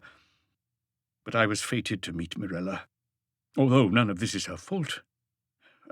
What were you asking me? Oh, yes. Who found out we were under suspicion? It was a woman whose name escapes me, a striptease artist in a cabaret on the Champs-Élysées, I think, who de Lucia had brought for Palestri. The next day she telephoned de Lucia to tell him she had been followed on leaving my house, then accosted by a strange man who had asked her all sorts of questions. De Lucia and Stan kept a watch on the neighbourhood. They noticed that at night a short, thin character prowled around Avenue Junot. Later they saw him go into the building opposite with a young woman. He sat there in the dark by the window, believing he couldn't be seen, but since he couldn't stop himself from smoking the occasional cigarette, the glow gave him away. It didn't occur to anyone that he was from the police. Stan Hobson said that if it was the police, the lookouts would work shifts, but it was always the same one, and he concluded that the man belonged to another gang or that he was trying to find out enough to blackmail us. It became vital for Palestri to disappear from the house. De Lucia and Hobson dealt with it last night using Gollan's car. Gollan knew about it, I presume? Palestri refused to leave, convinced that having been used for nearly a year, he was going to be killed. He had to be knocked unconscious. He had already thrown his shoes into the garden. Were you present? No. Your wife? No. We were waiting for him to be gone so we could clean up the studio and the bedroom. Stan had already taken away the frames and the painting he was doing the day before. What I can tell you, if I'm still permitted to ask you to believe me, is that I was unaware of their intention to shoot the inspector. I only realized when I heard the gunfire. There was a long silence. Maigret was weary, and he gazed with helpless sympathy at the aged man in front of him, who was reaching tentatively for the brandy bottle. May I? Once the glass was empty, Jonker tried to smile. In any case, it's all over for me, isn't it? I wonder what I'll miss most. His paintings, which had cost him so dear? His wife, about whom he had never had any illusions but needed so badly? You'll see, Monsieur Maigret, people won't believe that such an intelligent man can be so naive. He added after a moment's thought, except perhaps collectors. In another office, Luca had begun interrogating bald Stan. For another 2 hours there were comings and goings from room to room, questions, replies, the clacking of typewriters. It was nearly 1 o'clock, like the night before, when the lights went out. I'll give you a lift home, mademoiselle. Tonight you can sleep in your bed without fear. They were in the rear of the taxi. Are you angry with me, Monsieur Maigret? About what? If I hadn't panicked and run away, wouldn't your job have been a lot easier? We would have gained a few hours, but the result is the same. He did not seem so happy with that result, and even Mirella, when she was taken to the central police cells, had been the recipient of a look that was not devoid of sympathy. Lognon left Bichard a month later, thinner than ever, but with shining eyes, because at the police station of the 18th arrondissement, he was a sort of hero. What was more, it was his photo, not Maigret's, that was in the newspapers. The same day, he and his wife left for a village in the Ardennes, where the doctors had ordered him to convalesce for 2 months. 2 months which, as Madame Maigret had foreseen, he spent taking care of Madame Lognon. Mario de Lucia had been arrested at the Belgian border. Hobson and he had been sentenced to 10 years' hard labour. Gollan denied all knowledge of the shooting in Avenue Junot and got off with a 2-year prison sentence for fraud. Jonker only received 1 year, also for fraud, and because the months already spent in detention counted double, he walked away from the court a free man, on the arm of his wife, because Mirella had been acquitted for lack of proof. Maigret, standing at the back of the courtroom, slipped away quickly to avoid meeting them, especially since he had promised to telephone Madame Maigret to tell her the verdict. The case was already history, because now it was June, and all people could talk about were the holidays. This has been an Audible Studios production of Maigret and the Ghost, written by Georges Simenon, translated by Roz Schwartz, and performed by Gareth Armstrong. Text copyright by Georges Simenon, 1964. Production copyright 2020 by Audible Limited. Audible Studios is a division of Audible Limited. Audible hopes you've enjoyed this program.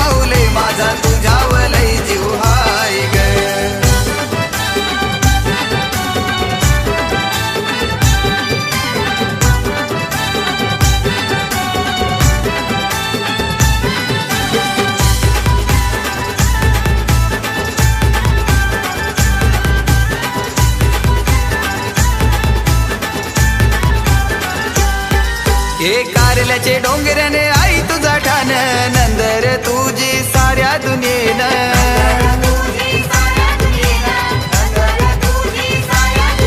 हे आगरी कोल्हाना तू वरदान सारेच भेटलंय तुझ्या रूपाना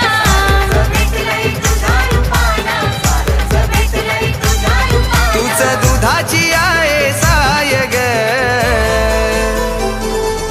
अग आई माऊली माझी माई माऊली माझा तुझ्यावर लय जीव आहे ग आग आई माऊले माझे माई माऊले माझा तुझ्यावर लय जीव हाय ग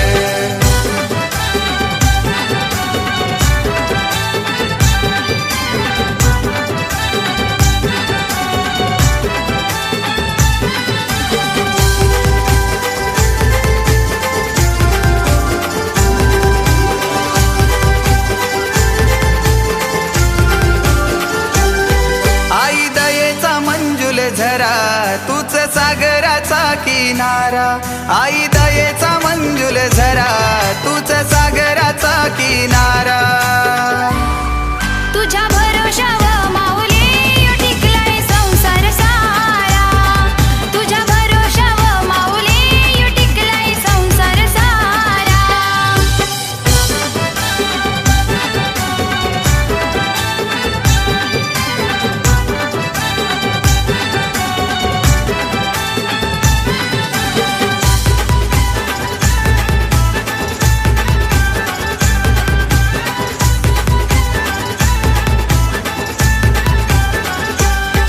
हे तल्याचा कमल तुझे गोचरणी मोगऱ्याची विणली तुला गवेणी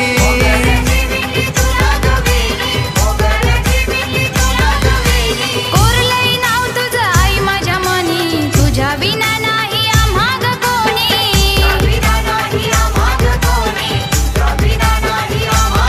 जीव तुझ्या दारी सरलाय ग अग आई माऊली माझी माई माऊली माझा तुझ्यावर लय जीव आहे ग आग आई माऊले माझे माई माऊले माझा तुझ्यावर लय जीव हाय ग तुझी ओढ आई मनाला वेळोवेळी येताव कारल्याला तुझी ओढ आई मनाला वेळोवेळी येताव कारल्याला तूच आगरी कोल्यांची माय ग अग आई माऊली माझी माई माऊली माझा तुझ्यावर लय जीव आहे ग आग आई माऊले माझे माई माऊले माझा तुझ्यावर लय जीव हाय ग Pulled up in front of a jeweller's in Rue de Rennes in broad daylight. Two men had jumped off one and a third off the other, their faces masked with red bandanas. All three had dashed into the shop and emerged minutes later brandishing guns, with jewels and watches snatched from the window and the counter. In the heat of the moment, the bystanders had been numb with shock, and when motorists eventually reacted and thought to give chase to the thieves, it had caused such a traffic jam that the culprits were able to get away. "They'll strike again," Maigret had predicted. The haul was meagre because the jewellers owned by a widow only sold cheap goods. They wanted to perfect their technique. This was the first time that motorbikes had been used in a hold-up. Maigret was not mistaken, because 3 days later the scenario was repeated, this time in a luxury jeweller's in Faubourg Saint-Honoré. The result was the same, only this time the bandits had looted jewellery worth several million old francs, 200 million according to the newspapers, 100, said the insurance company. But as they made their getaway, one of the robbers had lost his bandana, and he had been arrested 2 days later at the locksmith's where he worked in Rue Saint-Paul. By that evening, all three were behind bars, the eldest aged 22 and the youngest, Jean Boche, nicknamed Jeannot, just 18. He was blond, his hair too long, and was the son of a cleaning woman in Rue Saint-Antoine. He too worked in a locksmith's. "Janvier and I took turns all day," an irritable Maigret told his wife, "drinking beer and eating sandwiches. Listen, Jeannot, you think you're a tough guy. They had you believe you were, but it was neither you nor your little friends who planned those robberies. There's someone behind you, someone who orchestrated the whole thing, taking care not to get his hands dirty. He was released from Fresnes 2 months ago and isn't keen to go back to prison. Admit he was at the scene in a stolen car and that he covered your getaway by faking a clumsy maneuver and holding up the traffic." Maigret undressed, taking the occasional sip of beer, bringing his wife up to date in terse sentences.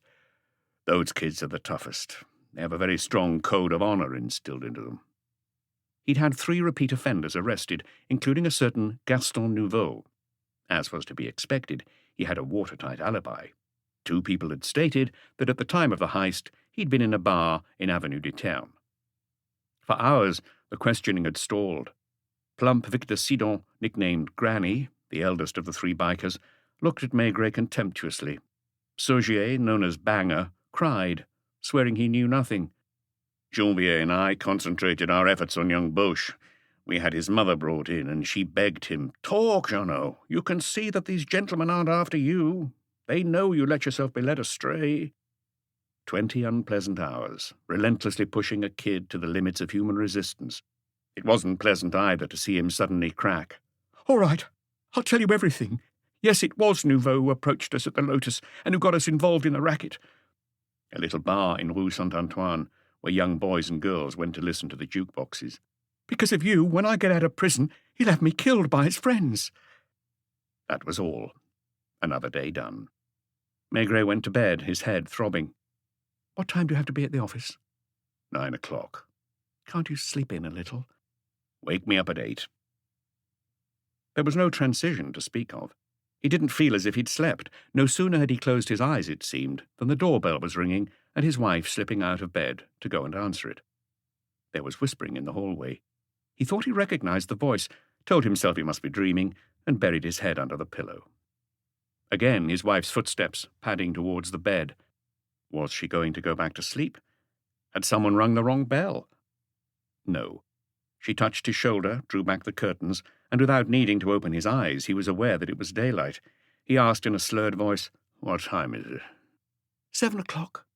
"Is someone here?" "Lapointe's waiting for you in the dining room." "What does he want?" "I don't know. Stay in bed for a minute while I make you a cup of coffee."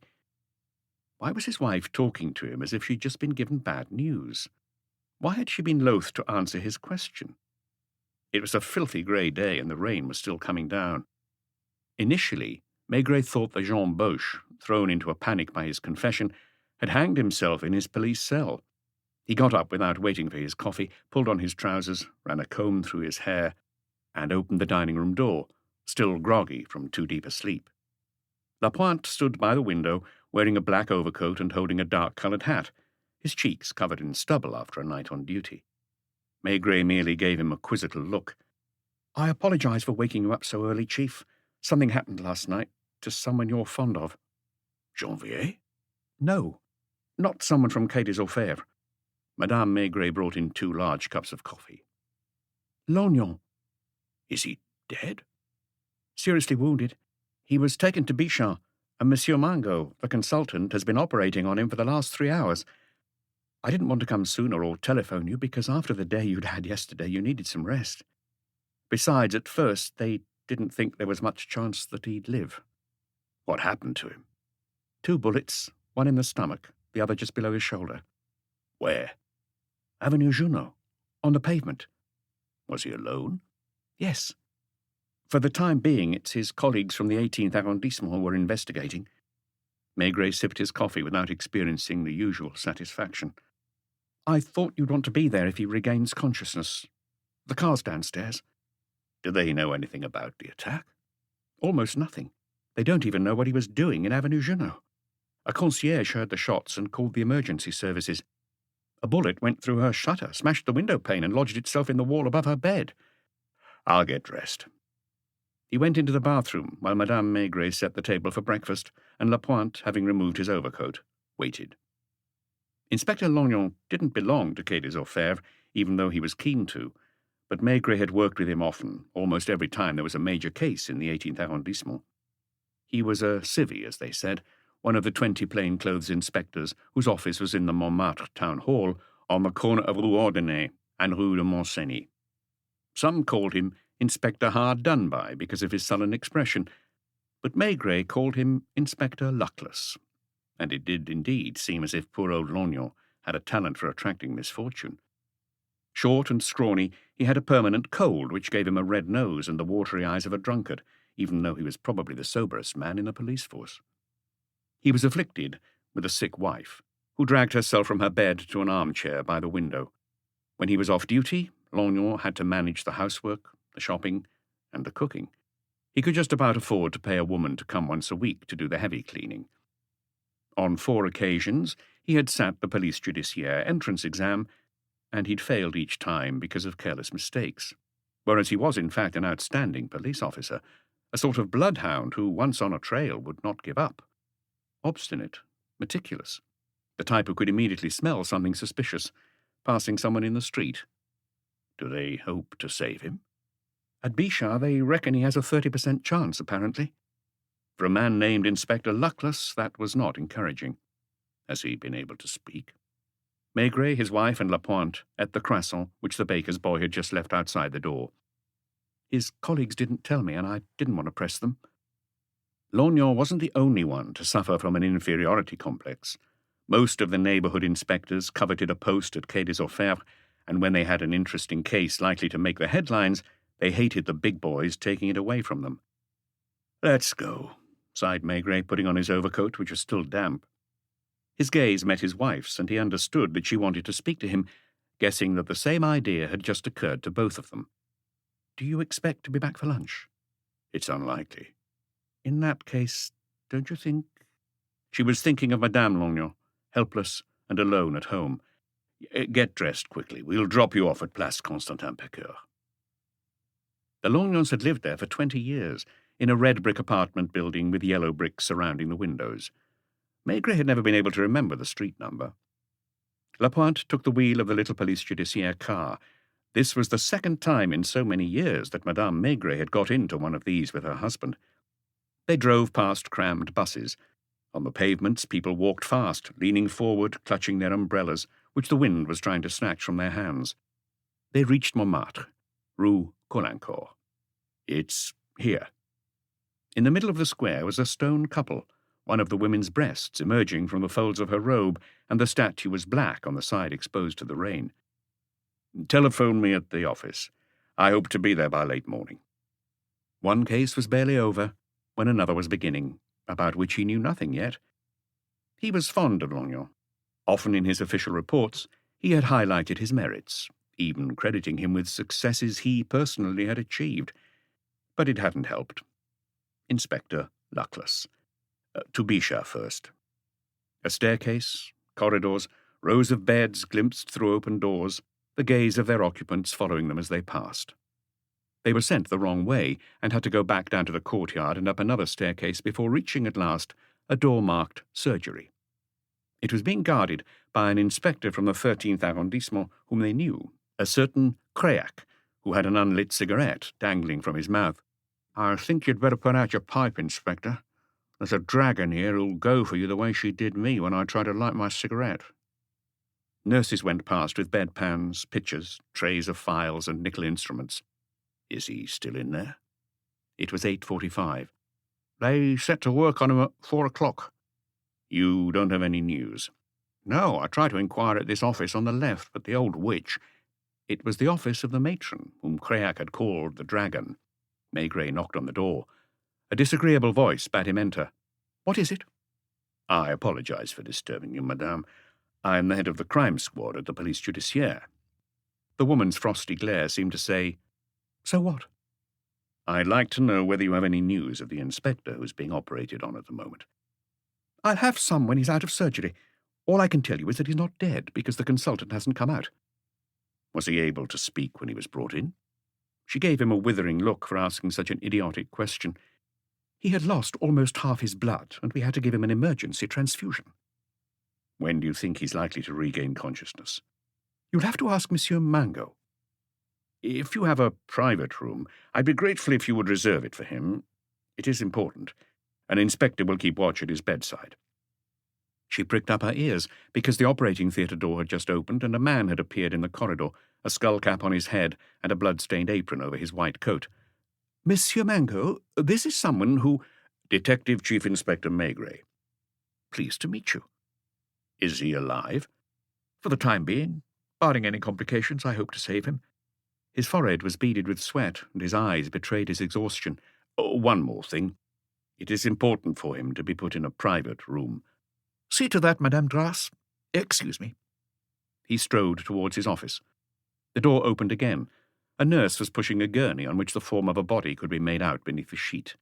That of Lognon, stiff and pale, with only the top half of his face visible. "Take him to 218, Bernard." "Yes, madame." She followed the gurney, Maigret, Lapointe, and Créac behind her. In the wan light coming from the high windows, they walked past wards lined with beds. It was like being in a bad dream. A junior doctor came out of the operating theatre and joined the mournful procession. "Are you family?" "No, Detective Chief Inspector Maigret." "Oh, it's you." He darted him a curious look, as if to reassure himself that Maigret resembled his mental image of him. "Monsieur Mango says there's a chance he'll pull through." This was a world apart, where voices didn't sound the same as elsewhere, and questions did not find answers. "If he told you so?" "You have no idea how long it'll take him to come round." Was Maigret's question so ridiculous that they had to gaze at him in that way? The matron stopped the police officers in front of the door. "No, not now." They had to settle the wounded patient in, probably administer treatment, because 2 nurses brought in equipment, including an oxygen tent. "Wait in the corridor if you must, although I don't like that. There are visiting times." Maigret glanced at his watch. "I think I'll leave you, Créac. Try to be there when he regains consciousness. If he's able to talk, note down exactly what he says." No, he didn't feel humiliated. All the same, he felt uncomfortable because he wasn't used to being brushed off like that. Here his renown did not impress people for whom life and death meant something different to what it did to the average person. Out in the courtyard he was relieved to be able to light his pipe, while Lapointe lit a cigarette. "As for you, you'd better go to bed. Just drop me at the town hall of the 18th arrondissement first." "Won't you let me stay with you, Chief?" "You spent the night—" "At my age, you know." They were just around the corner. In the inspector's office, they found 3 plainclothes officers hunched over their typewriters, writing reports like conscientious clerks. "Hello, gentlemen. Which one of you is up to date?" He knew them too, if not by name, then at least by sight, and all 3 had risen to their feet. "All of us and no one." "Has someone been to talk to Madame Lognon?" "Durantel's taking care of it." There were wet footprints on the floor, and the air smelled of stale cigarette smoke. "Was Lognon on a case?" They exchanged hesitant glances. Finally, one of them, a short, plump officer, began, "That's precisely what we were wondering. You know Lognon, sir. When he was following up a lead, he would sometimes behave mysteriously. It wasn't unusual for him to work on a case for weeks without talking to us about it." "Because poor Lognon was used to others getting the credit instead of him." He'd been acting secretive for at least a fortnight, sometimes coming back to the office with the air of someone who's planning a big surprise. He didn't give any hints? No, except that he nearly always chose to be on night duty. Does anyone know which sector he was working in? The patrol spotted him several times in Avenue Junot, not far from the place where he was attacked, but not recently. He would leave the office at around 9 p.m. and come back at around 3 or 4 a.m. Some nights he didn't come back at all. He didn't keep a written record? I checked the logbook. He simply wrote, "Nothing to report." Have you got men on the scene? 3, led by Chanquier. The press? It's hard to keep an attack on a police inspector from them. Don't you want to see the superintendent? Not now.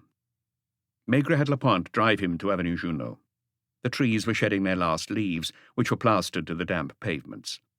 It was still raining, but that didn't stop around 50 people from gathering halfway down the avenue. Uniformed officers had cordoned off a square of pavement in front of a 4-story apartment building.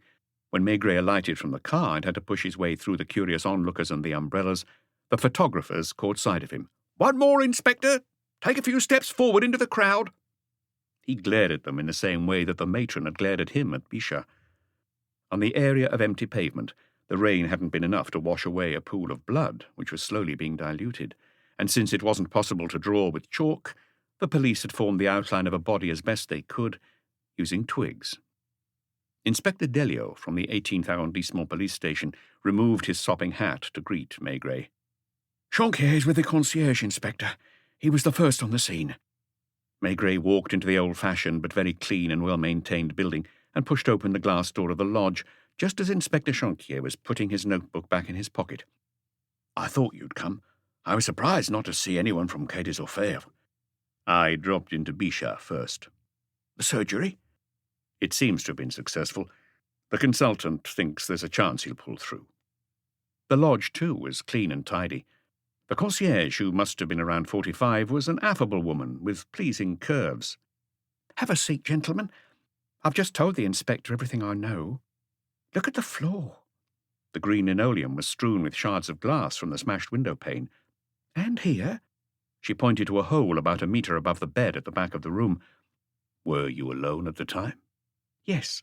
My husband is a night porter at La Palace, Avenue des Champs-Élysées, and doesn't get home until 8 in the morning. "Where is he at the moment?" "In the kitchen."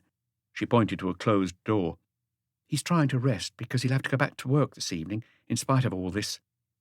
"I presume, Chanquier, that you have asked all the necessary questions. Please don't be annoyed if I ask some myself as well." "Do you need me?" "Not right away."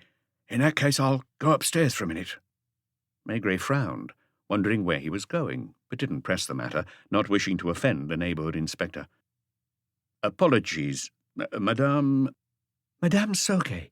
The residents call me Angèle." "Do please sit down." "I'm so used to being on my feet."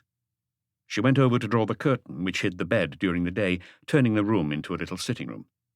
"You don't want anything to drink? Cup of coffee?" "No, thank you. So, last night you were in bed?" "Yes. I heard a voice saying, 'Door, please.'" "Do you know what time that was?" "My alarm clock has phosphorescent numbers. It was 2:20. "Was it one of your residents on their way out?" "No. It was that gentleman." She spoke with the awkwardness of someone forced to be indiscreet. "What gentleman?" "The one who was attacked." Maigret and Lapointe looked at one another in amazement. "Do you mean Inspector Lognon?" She nodded, adding, "We have to tell the police everything, don't we? I don't usually talk about my residents, about what they do or who visits them. Their private life is none of my business. But after what's happened—" "Have you known the inspector long?" "Yes, for years. Ever since my husband and I have lived here. But I didn't know his name. I saw him go past, and I knew he was in the police because he came into the lodge several times to carry out identity checks. He's not very talkative." "How did you get to know him better?" "When he started seeing the young lady on the 4th floor." This time, Maigret was left speechless. As for Lapointe, he was completely stunned. Policemen aren't necessarily saints. Maigret was not unaware that in his own department some officers did not shy away from extramarital affairs. But Lognon, that hard done by, should pay nocturnal visits to a young lady 200 metres from his own home. "Are you sure it's the same man?" He's quite recognizable, isn't he? How long has he been going up to see this person? About 10 days. So one night, I presume, he came home with her. Yes, Did he hide his face as he passed the lodge? I think so. Did he come back often? Almost every night. Did he leave very late? Initially, I mean the first 3 or 4 days, he left just after midnight. Then he stayed later until 2 or 3 in the morning. What's this woman's name? Marinette Augier. Very pretty girl of 25, a nice young lady. Is she in the habit of receiving gentlemen visitors? I think I can answer because she's never made a secret of her behaviour. For a year, she received 2 or 3 visits a week from a good-looking young man she told me was her fiancé. Did he spend the night with her? You'll find out sooner or later. Yes, and when he stopped coming, I thought she looked sad. One morning, when she came to collect her post, I asked her whether the engagement was off, and she replied, "Don't talk to me about it ever again, Angèle. Men aren't worth crying over." She can't have fretted over him for long, because she soon recovered her good spirits. She's a very jolly girl, robust. Does she work? She's a beautician, from what she told me, in a salon on Avenue Matignon. That explains why she's always so well-groomed, tastefully dressed. What about her boyfriend? The fiancé who never came back? He was around 30. I don't know what he did for a living. I only know his first name. I called him Monsieur Henri, the name he gave when he passed the lodge at night. When did they break up? Last winter, around Christmas time. So, for nearly a year, this young lady, what did you say her name is? Marinette? Marinette Augier. For nearly a year, then, she didn't have any visitors. Only her brother from time to time. He lives in the suburbs with his wife and their 3 children. A couple of weeks ago, she came home one night accompanied by Inspector Longyon. Like I told you. And since then, he's been back every day? Except Sunday, unless I didn't see him come in or leave. He never came during the day? No, but you've just reminded me of a detail. One night he arrived at around 9 o'clock, as usual. I ran after him before he started going up the stairs to say, "Marinette's not home." "I know," he replied. "She's at her brother's." He went upstairs all the same, with no explanation, so I assumed she'd given him the key. Maigret now understood why Inspector Chanquier had gone upstairs. Is Mademoiselle Augier home at the moment? No. Did she go to work? I don't know, but when I wanted to tell her what had happened and break it to her gently... At what time? After phoning the police. So before 3 o'clock in the morning? Yes. I said to myself that she must have heard the shots. All the residents did. Some were leaning out of their windows. Others came down in their dressing gowns to find out what was going on. On the pavement, it was not a pretty sight. So I ran upstairs and knocked on her door. No one answered. I went in and found the apartment empty. She looked at Maigret with a certain smugness, as if to say, "You might have come across some strange things in the course of your career, but admit you weren't expecting this." It was true. Maigret and Lapointe could only exchange nonplussed glances. Maigret was thinking that meanwhile his wife was with Madame Longyon, whose first name was Solange, consoling her and probably doing her housework. Do you think she left the building when he did? I'm positive she didn't. I have keen hearing, and I'm sure that only one person, a man... Did he shout his name in passing? No. He was in the habit of yelling, "Forth." I recognised his voice. Besides, he was the only one who used that word. Could she have left before him? No. I only opened the door once last night at 11:30 to the people from the 3rd floor who came back from the cinema. Could she have gone out after the shooting? That's the only explanation. When I saw the body on the pavement, I raced in here to telephone the emergency services. I wasn't sure whether to close the main door. I didn't dare. It felt as if it would be abandoning the poor man. Did you lean over him to find out whether he was dead? It was hard, because I hate the sight of blood. But I did. Was he conscious? I don't know. He didn't say anything? His lips moved. I could tell he wanted to speak. I thought I made out a word, but I must have got it wrong, because it makes no sense. Maybe he was delirious. What word? Ghost. She blushed, as if she were afraid that Maigret and Lapointe would laugh at her or accuse her of making things up. Chapter 2.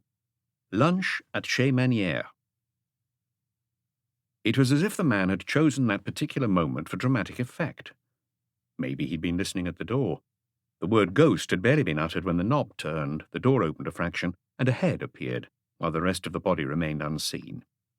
His face was pale, his features drawn, his eyelids and mouth drooping, and it took Maigret a few seconds to realize that what gave the newcomer his mournful expression was the absence of dentures.